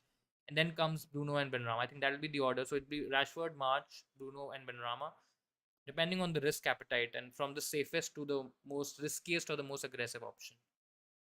Confused between Rashford, March, or McAllister for captain. I think all three are really good options. You can't really go wrong with either of them. I think Rashford, as I said, if he's playing safe, I think go for Rashford. March and McAllister are also good options. Um, I prefer March. I know a lot of people would prefer McAllister because of the fact that he's all penalties. He has more goal threat. He's playing in an advanced role, but I still feel March definitely has better stats since game week 17. He's also gotten a couple of double digit hauls. Since then, I think he is the player out of the two for me. But yeah, safer is March. Sorry, safer is Rashford. And if you're taking a if you're trying to go a little bit aggressive, I think you go with March. Also, I'm a triple captainship left. Depending on your strategy as well, if you are using a chip in 34, then maybe not. Maybe use it right now. In case if you are not using a chip in 34, I think Haaland in 34 is also maybe a slightly more safer option, because we know Haaland has a lot of potential, and I think he will do well. Maybe you can, again, if you don't have the bench boost, then wildcard 33 and bench boost 34 kind of goes out of the window, and then in that case you can maybe wildcard 30. And then anyways, I don't think so triple captain is any scenario kind of connected to your wildcard chip. And I think triple captain 34 Haaland is, I think, better. I see Haaland perma cap from I mean, that's what, right? If he's fit, there's no chance that we're gonna take Haaland out in terms, sorry, not take Haaland out, but yeah, remove Haaland from captaincy. It just looks like a move set in stone, and I don't think so. A lot of people, irrespective of whatever rank gains we want, or we want to do, I don't see a scenario where we will be taking a lot of chances against Haaland captaincy. What to Kepa for a -4? I've done that myself. I think on a bench boost is absolutely fine. Who is likely to score more this week, Henry or Zinchenko? As I was thinking to get in Shaw for Henry instead of Zinchenko. I mean, you can do the Henry to Shaw move absolutely fine. I think Shaw has good potential, sets you up for 34 as well. If you have a free hit in 32, I think you don't necessarily have to keep Zinchenko. In case if you're not free hitting in 32, then you would probably want an Arsenal defender or maybe an Arsenal player at least, because of the fact that they have a fixture and you would want to at least get to those 10, 11 players by whatever means possible, right? So I think that's where what it is. Henry to Shaw is absolutely fine. I think both are tricky fixtures for Brentford. They are expected to. I mean, I think they will play a back five, though the chances of a clean sheet are not very high, and we may still get an attacking return. Not very confident there, but I think I'll make the move. Basically, Shaw to getting in Shaw and taking out Henry. Should I bring in Fernandez for Saka, knowing that I will not have enough money to bring in Haaland next week? I mean, you can absolutely do that, and in case if you do not have any other way of getting in Haaland. So what I mean to say is that in case if you make this move this week, which is Saka to Fernandez, it's not a necessary move. First of all, that's point number one. Then let's say if you do not have enough money and you also don't have an alternative route to get back Haaland in, I don't see a scenario where you have or you should make the move. In case I think it's fine. I think even taking a hit for Haaland next week is absolutely fine, and you're trying to basically maximize Fernandez this week. So I personally don't think so. It's going to be a huge difference between Saka and Fernandez, because if I'm targeting or if I want to keep one Arsenal player, it is definitely Saka for this week, because he has good potential on penalties, great fixture, lot of potential to score good points, and I personally don't think so. Getting in Fernandez is warranted. So maybe I don't do this. I think just keep Saka in and see if you can get back Fernandez or get in Fernandez for 33, 34, because anyways 32 he doesn't have a fixture, and then you can plan accordingly. Confused between Rashford, March, McAllister. I think I've answered this. Rashford's safest. If you want to take a little bit of a risk, you go with March. March for me looks like the better option between March and McAllister. Double hit out of nowhere. I mean, it's a double game week. I think it's an important week. Though I think the way it's panning out, or the season is panning out, I'm pretty sure Arsenal players, let's say a Zinchenko or a Martinelli or a Saka or an Odegaard, they're highly likely to outscore somebody like a Madison, maybe a March, maybe a Mitoma, maybe a McAllister as well, maybe even a Bruno Fernandes as well. But I think we have to take chance, right? We have to take a chance where there is a double game week. It's also kind of helping us build a decent team for 31, 32, 33. 31 is going to be a bit tricky because Brighton do have a tricky fixture against Chelsea, but I think it's fine. We take our chances, we make our bed, and then we roll the dice. We see what happens with it. Game week 32 is a free hit week, so don't necessarily have to worry about those Brighton options, those Man United options. I think it's absolutely fine. Plus, we have enough money to get back Haaland next week. We can take out Tony, get back Haaland, and I think we will be in a decent position. What are your thoughts on switching Estupinian for Ferguson, especially for the last two set of doubles? I think it's an interesting strategy, because the fact that not a lot of people would. I'm assuming this would be a double up, triple up on the Brighton attack. Now, not a lot of people are doing that because maybe they're going for a steal, for example, and not going for Estupinian, or maybe they just do have two Brighton options, two Brighton attackers, whichever attacker you would want to go for. You have those, and I think it's a good strategy, an alternate strategy to gain rank, because there is potential to get a lot of points from Ferguson. There's no chance that Ferguson's going to be on the radar of FPL managers. He is somebody who is cheap as well. I mean, 4.6, right? That much money, getting a player who has a double. There's still question marks in terms of his minutes, because he's not played 90 minutes in a long time. So there's always be limited minutes and that possibility in terms of what he can do with those minutes on the pitch. But I think there is potential in Ferguson, especially when you're trying to save some money and also go for an option which could give you a huge rank boost. I think it's not a bad strategy. If you're trying to play safe, I think in that scenario, Estupinian definitely is the better option. But I think if you're going the alternative route, I think it's not a bad shout. I'm captaining March. I think March is absolutely fine. Between March, Mitoma, and McAllister, I think my personal ranking is Mitoma, March, and McAllister. I'm sure a lot of you might disagree or you might have your own ranking, but I think any of these three options are good. you may go for the best option according to you, and or that particular player may not score any points. That's absolutely can happen, but that's the risk that we take. Hey Sayed, hello to you. Welcome to the stream. Want to get Shaw who to sell, Botman, me or White? Out of the three, if you already have Raya, I'll sell me. If you don't have Raya, I'll sell White and get in Shaw. Little skeptical on selling White because he's been in good form. But the other, I mean, they have a double game week, right? So you take a chance. In case if you already have Raya, definitely I won't sell White because a double up on the Brentford defense this week may not be the most ideal strategy. And there's a high chance that White maybe doesn't score any bonus points or any attacking return. Maybe just gets 6 points, but that might just or that particular haul might just be more than a Brentford defender across 2 games. That's absolutely possible. So I think if you don't have Raya, I think you basically keep me. Otherwise, you just sell me and get in Shaw. Any thoughts on Saka to Bowen, Benrama for more fixtures long term? They are getting you more fixtures, but unless you really are rank chasing and haul chasing, not even haul chasing, if you're rank chasing, if you're fallen behind and if you're trying to be very aggressive and trying to, go against the grain, go against the crowd, I'll possibly do Saka to Benrama, save that additional money, use that additional money elsewhere to make upgrades across my playing 11. I think that will be the play. But I mean, Saka, irrespective of having lesser fixtures, can easily outscore Bowen or Benrama. Maybe even the Newcastle options, maybe some other midfielders as well. That's absolutely a possibility. Is it worth to activate bench boost having Steele, Kane, Dyer, Martin at the bench? Kane, Dyer against Everton, a potential clean sheet for Dyer, maybe a haul for Kane. Steele has a double. I mean, it's not a bad bench. I think I'll still take my chances. See what would be your bench in 34, and see what kind of players would you have, and what would be their matchups. If you feel that game week 32, or sorry, game week 34 has a better potential than game week 29, you go for the game week 34 or 29. I mean, whichever game week basically you feel has better potential, you go for that particular game week. But in isolation, not knowing what your bench is going to be in 34, Steel, Kane, Dyer, Martini, I think it's a decent bench.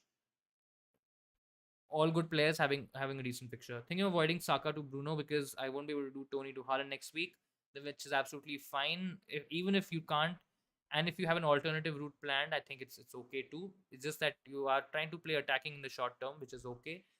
Martinelli, Ward, Zinchenko to Rashford, Kepa, and Shaw. It's Ward to Kepa, Zinchenko to Shaw, Martinelli to Rashford. I think it's fine. I think good moves. Yes, you're taking out 2 Arsenal players who have a good fixture this week. May not give you the right rank boost this week, but I think if your plan is to start divesting from the Arsenal options and take them out, and you have a free hit available, I know there's a lot of conditions here, but if this is the scenario for your team, I think it's absolutely fine. You do this. Basically, Martinelli, Ward, Zinchenko out to Rashford, Kepa, and Shaw. Could you predict which captaincy pick is the safest in the top 100k rank? It's going to be Rashford. I don't think so. It's no one has negative importance numbers in the team. Rashford, Mitoma, March, Fernandez. I think it's going to be Rashford. It's his captaincy percentage in top 100k was probably going to be around 140, 130, 140, something around that. Maybe somewhere around 140. And I think in case if you don't want to go against it, and because of the fact that you may end up losing rank, especially if Rashford, does really well, I think that's the safest pick. I think other than that, it's gonna be Mitoma. He's definitely gonna be more than 100% as well. I think these are the two that would be probably the top two or the highest among captaincy. March and Fernandez are still, considering that their ownership is also not going to be very high. I mean, it's still not going to be more than 100%. Most March may be more than 100%. I don't think so though. I think Rashford and Mitoma would be the ones that could hurt your rank because of the fact that their ownership is going to be more than 100% for sure. Saka and Zinchenko to Shaw and Fernandez for a -4, or just Saka to Fernandez for free. I'll do the moves for a hit as well. I think it's absolutely fine. Saka to Fernandez is something that I'm not very, very comfortable with because of the fact that I like Saka. I like his potential against Leeds. If this was a double up with, let's say, a Saka plus a Nodegaard or a Saka plus a Martinelli, I would have wanted to take out the other player, which I have done for my team. But if that is not possible, and if you want to attack the double game week, I think you do the Saka to Fernandez move. But I mean, be aware that there is a huge risk involved because Saka does have a good good fixture and he has good potential. Will Rashford start? He's 75% in FPL. He is flagged, but according to Ten Hag, he did train and he should be fine. I mean, he's United's main man in attack, right? Yes, we are all raving about Fernandes. We're all talking about other options like an Anthony, Sancho, all of those players. But it's Rashford who's going to give us the goals. It's Rashford who's going to be the main focal point in attack for Man United. So I don't think so. These are important games for United. These are tough games for United as well because both are slightly trickier defenses. So I think Rashford will start, irrespective of the flag. I think he should be okay. Havertz or Felix? If you're looking for an ultra differential player, I think it's Felix. Both are decent options. I think both should be safe in terms of minutes and their performances. I think it's not a huge deal between the both. Yes, with Felix we still have limited data. Havertz is a player who we want to invest most of the times in, but he never really explodes in the FPL space, right? Because of the fact that he's not a very clinical finisher. Now, in that regard, a Felix might be better. But when you talk about the overall play, maybe Havertz is slightly better than Felix. But it's not a huge difference between the two. I would take my chances and go for a Felix. I think he could be a very interesting differential. Not a lot of people, in fact, majority of the people won't even look at a Joao Felix, for example, and I think you could get really really massive gains here. I'm gonna get in Fernandes this week for Odegaard, but by doing that, I won't be able to get in Haaland back in 30. Should I do the move anyway? In case if you have a planned route, an alternative planned route to get back Haaland in 30, which is basically maybe downgrading a different defender, maybe taking out a different forward, and then using that money to get back Haaland in. You do that. In case if that is not possible, in case you are pretty happy with the team, and if you don't want to upset the whole rhythm, the whole balance of the team, then you just stick with Odegaard. Odegaard this week, and I know a lot of people are moving towards double game week players, but I think Odegaard in isolation is absolutely fine. Bring in Bruno or Madison. I personally feel Madison has a better chance of scoring more points this week, has a better double. Though in terms of their output, I think Fernandes is also good, but also depends on your plan. I think Bruno is a good long-term hold because of the fact that he also doubles in 34. I think is a good hold, especially when you're thinking a little bit long-term, at least for the next 4 or 5 game weeks. If you only want to target a certain player for the next couple of weeks, I think Madison is the better player or the better option. Does Ward play? I don't think so. Ward is going to start. I think it's gonna be Iverson for both games. I'll be surprised if Ward gets an appearance and Iverson gets one. Could happen, absolutely could happen, but I don't think so. Ward is gonna start. Newcastle have a good defense and Brentford are never easy, so I think Rashford. I mean, Rashford is not ideal. He's the most safest captaincy. So as a pick, I think he's still okay. I also agree that he may not be the most ideal captaincy option in terms of highest potential for a player to get points this week. Irrespective of that, I still feel his ownership is going to be the highest among all double game week options. And in case if you want to go with the crowd and go safe, then he's the play. Otherwise, I mean, it's a week where we can actually take a lot of different directions in terms of captaincy. We don't necessarily have to stick to these popular options or a Rashford. I think there are enough options for us to see and invest in and kind of go towards in terms of captaincy. Saka to Madison, not a necessary move. Especially when you're playing safe, don't do it. In case if you're trying to chase and trying to be aggressive, I think you do the move. Big dilemma, Atharva. Sell Martinelli or Saka. I would sell Martinelli. For McAllister or March, I would get in March. Has better stats, the best stats among all Brighton mids, whether it's Mitoma or McAllister. March is on set piece as well. He's good for bonus points as well. I think I personally feel, and I know a lot of people might disagree, but I personally feel March has better potential.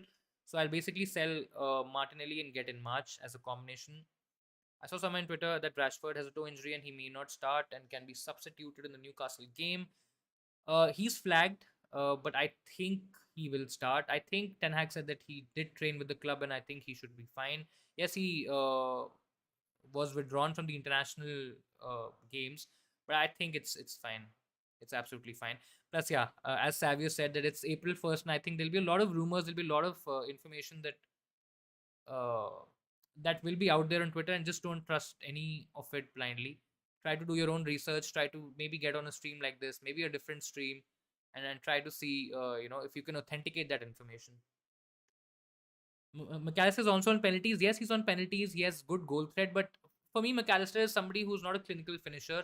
I still feel March is better in terms of finishing. March is also slightly better when we talk about creativity because McAllister is somebody who doesn't really create a lot of chances. He will be at the end of those big chances, but because of the fact that he's not a natural finisher, and because of the fact that he's not Mitoma, considering how Mitoma has been playing, I think I again that's my personal take. But if you feel that penalties is something that kind of tips that balance towards a McAllister, I think you absolutely go for McAllister. There's nothing wrong with McAllister. I just feel that out of those three options, McAllister is the third for me, and Mitoma and March are better options.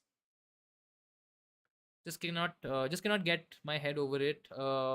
That's fine. I mean, if you feel and if your gut is saying McAllister, absolutely go for McAllister. Don't listen to me or to anyone else, or don't read anything else. Just go for McAllister as the favored option.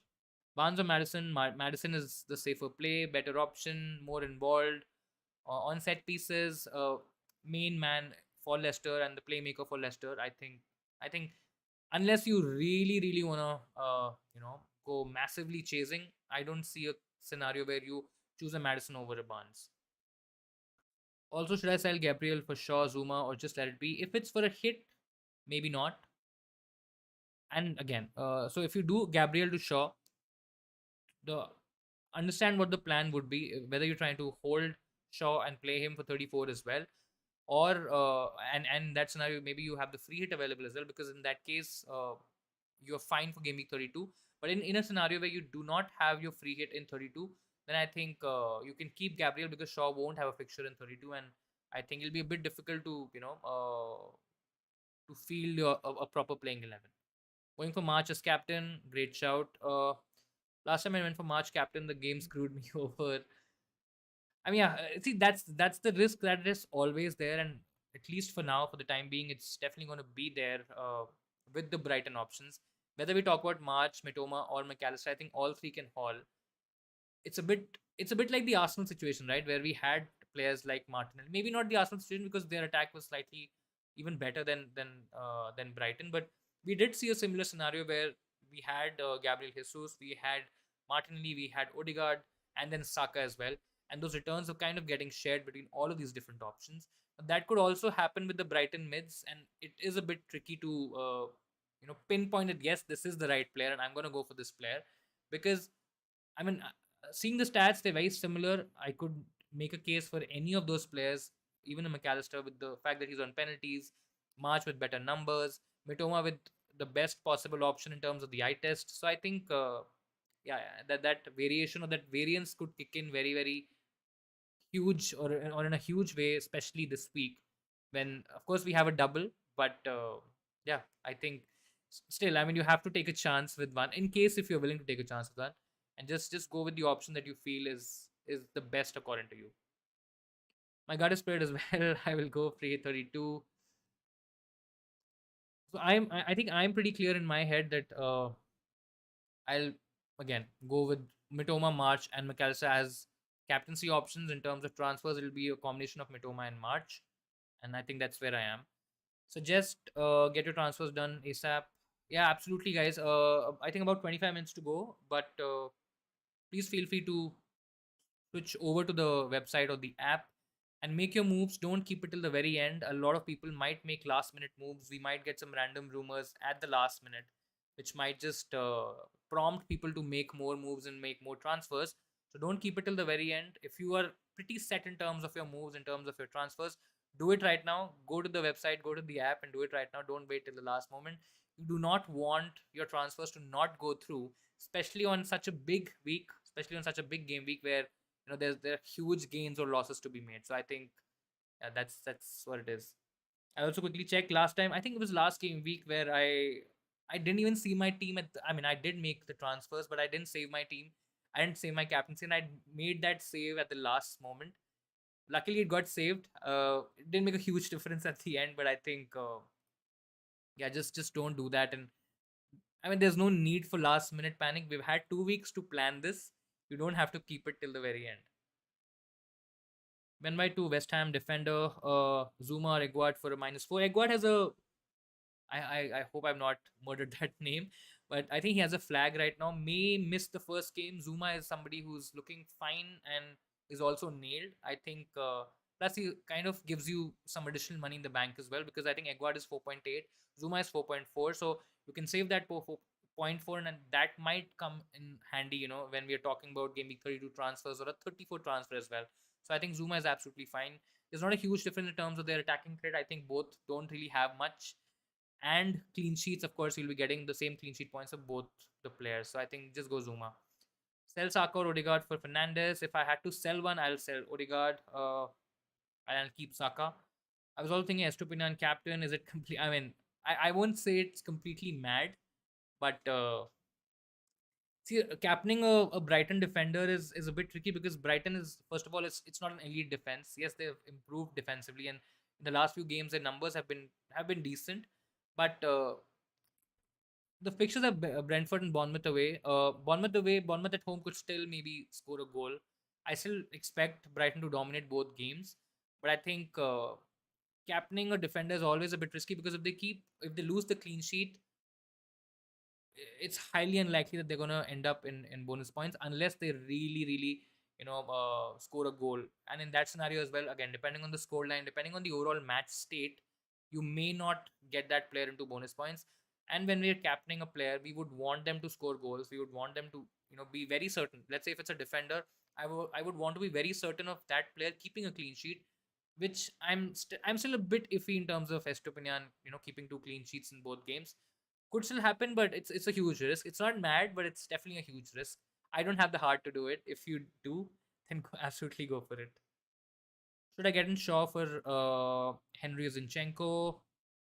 I mean, Shaw is fine for either of those players. In case if you already have a Raya, reduce that risk with the Brentford defense, and you go with Henry. In case if you do not have a Raya, for example, and Henry is your Brentford option in defense, just take out Zinchenko, keep Henry for the double, and get in Shaw, who has a double this week. I think it's absolutely fine. Estupinian took a penalty for Ecuador. I don't think so. That's going to happen. I think Pascal Gross is the player that takes penalties for Brighton. Correct me if I'm wrong here, because I do not want to give wrong information. But yeah, if that happens, that will be absolutely crazy. Think crazy things could happen in the double game week. We have a long time, and a lot of games, a lot of fixtures to go through. But yeah, that'll be crazy if he gets a goal through a penalty and a clean sheet. Imagine if you captain Estupinian in that sort of a performance. I think it'll be mad. Bench boost with Raya, Shaw, Kane, Saka. Absolutely do it. Raya, Shaw have a double. Kane, Saka have a good set of fixtures. Everton is Kane's opposition and Saka's leads. I think great set of players for a bench boost. McAllister take pens. Oh, sorry, I'm my bad. Yeah, I think Pascal Gross is the option if McAllister is not on the pitch. Absolutely fine. Thank you for correcting me. So yeah, McAllister would be the one taking penalties, and I don't think so. It's going to shift from there. I mean, it's wishful thinking to to say that Estupinian might take a penalty, but yeah, I don't think so. That's going to happen. Captaincy is such a headache this week. Tell me about it. I've been writing blogs. I've been making videos. I've been making a lot of content. Across different platforms, and after a point you reach that block where it's very difficult to think objectively in multiple directions, because the fact that you've been thinking about it, or about a certain direction, a certain idea in your head, and then you kind of uh, you know move towards a single vision where you start believing that that's the perfect idea. So I've tried to be objective and as objective as possible, because when I'm writing content, or when I'm making my own team decisions, I try to play the devil's advocate in both scenarios, and try to see what are the different possibilities, and see what I feel about each possibility, because that is what kind of works for me, right? And it could be different for different people. Brian Johnson or Solanke or Nonto. I think Nonto's out, if I'm not wrong. I'm maybe wrong. Let me just quickly check it again. I don't want to give wrong information.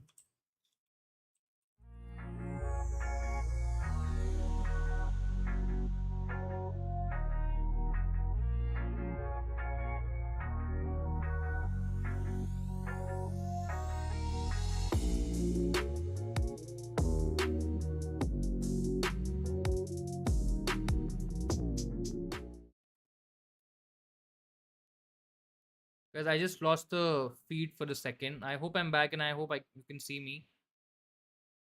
Yeah, I think I just lost the feed for a second. I was just checking whether Nonto is out or not.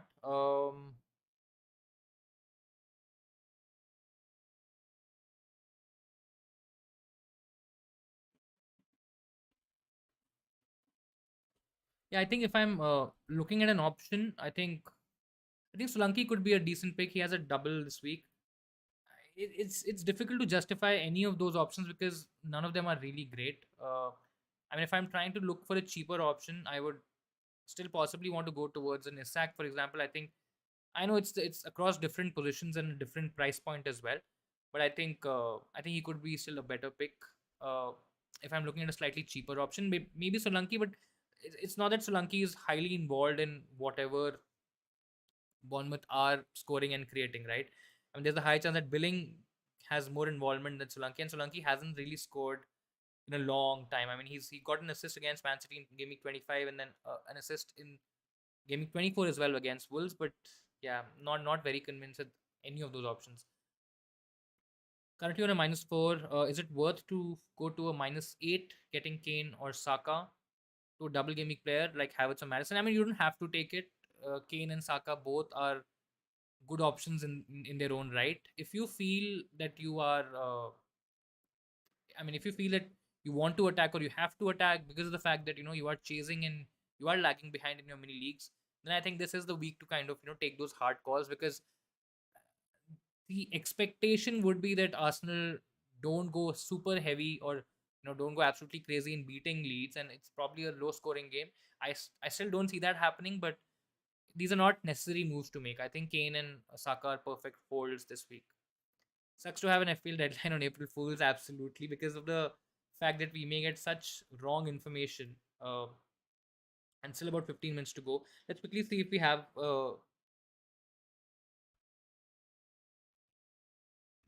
I mean, there's few accounts saying that Haaland doesn't start.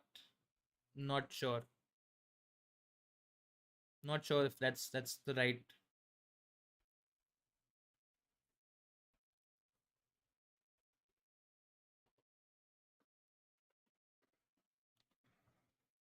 Salah or Bruno. It kind of depends on multiple factors. I think this week Bruno has a slightly better set of fixtures. Salah again isn't the best player for Liverpool, especially when they travel and they play in away games. Though if somebody's going to score against these bigger teams, I think it's going to be Salah because Salah does have pedigree to score against tougher oppositions. And it also depends on what's your plan and how much budget. I mean, does Salah lock you out of moving a Haaland or moving towards a Haaland Game Week 30? For my team, he was because I was I was forced to get rid of Kane, and I'm not comfortable just yet to remove Kane from my team. So if you're in a similar situation, maybe you go for Bruno Fernandes. You keep that additional money.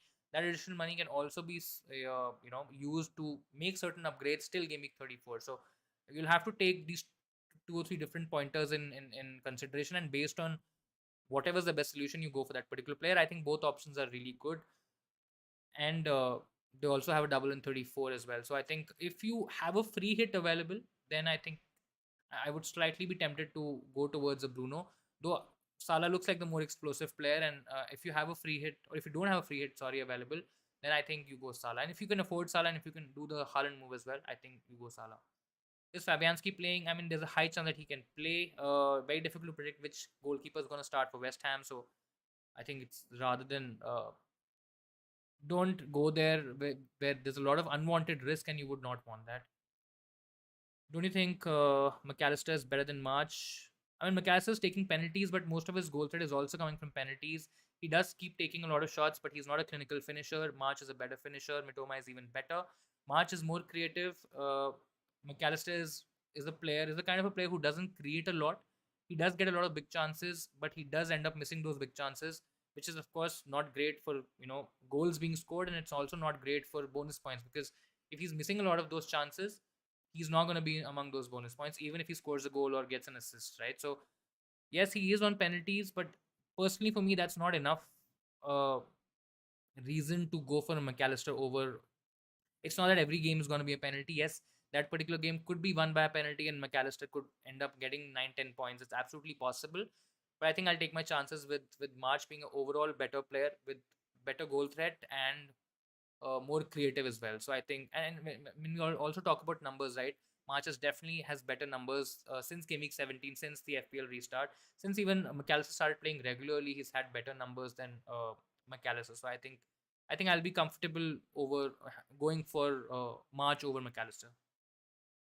Ben Saka for Billing won't do that. Will play Saka for sure. Billing does have a double, but Saka has the potential to easily score a double-digit haul. So City versus Liverpool to kick off the game week have zero players. I mean, that's the first. I don't remember a time where I've not had a single player from City and Liverpool, and then they're facing each other. So I mean, yeah, you don't necessarily have to worry about rank because maybe people who go for Salah and maybe the ones that go for Salah captaincy are the ones that could really benefit if Salah scores, and maybe Liverpool goes on a rampage. But yeah, it just feels odd to not have any players from Liverpool and Man City, and they have the first game of a game week. Is Haaland to Isak, Odegaard to Fernandes, and Zinchenko to Shaw for a points for worth it? It depends on your overall strategy as well. Just not these moves, but I mean, you can do Haaland to Isak, but then what's the plan to get back Haaland, and when do you plan to get him? Because if he's fit, you would want him to be in your team in game week 30 and also captain him for that week because he's going to be a very popular captaincy choice. In isolation, Haaland to Isak is fine. Odegaard to Fernandes is also fine. Zinchenko to Shaw for a kid. I mean, all of these transfers are absolutely okay, but do understand the risk of taking out a Odegaard or taking out a Zinchenko because of the fact that they do have a good single game week fixture. In case if you do not have a free hit available in 32, see how many players we will have with Odegaard, Zinchenko, and without Odegaard and Zinchenko. If you are falling short, maybe you just have 5 or 6 players, 7 players, and it's not enough for you to field a good team for Game Week 32, and you also don't have a free hit, then maybe don't do these moves. Maybe take out Zinchenko, try to balance it out. Maybe keep Odegaard because of the fact that it's an attacking fixture, good attacking fixture for Arsenal. And I think Odegaard could do well, and then maybe just not take the hit again.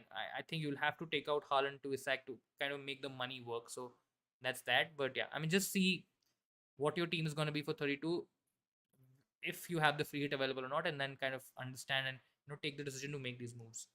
March is great, and McAllister same way. I mean, yeah, that's absolutely fair. I mean, the way you put it is great.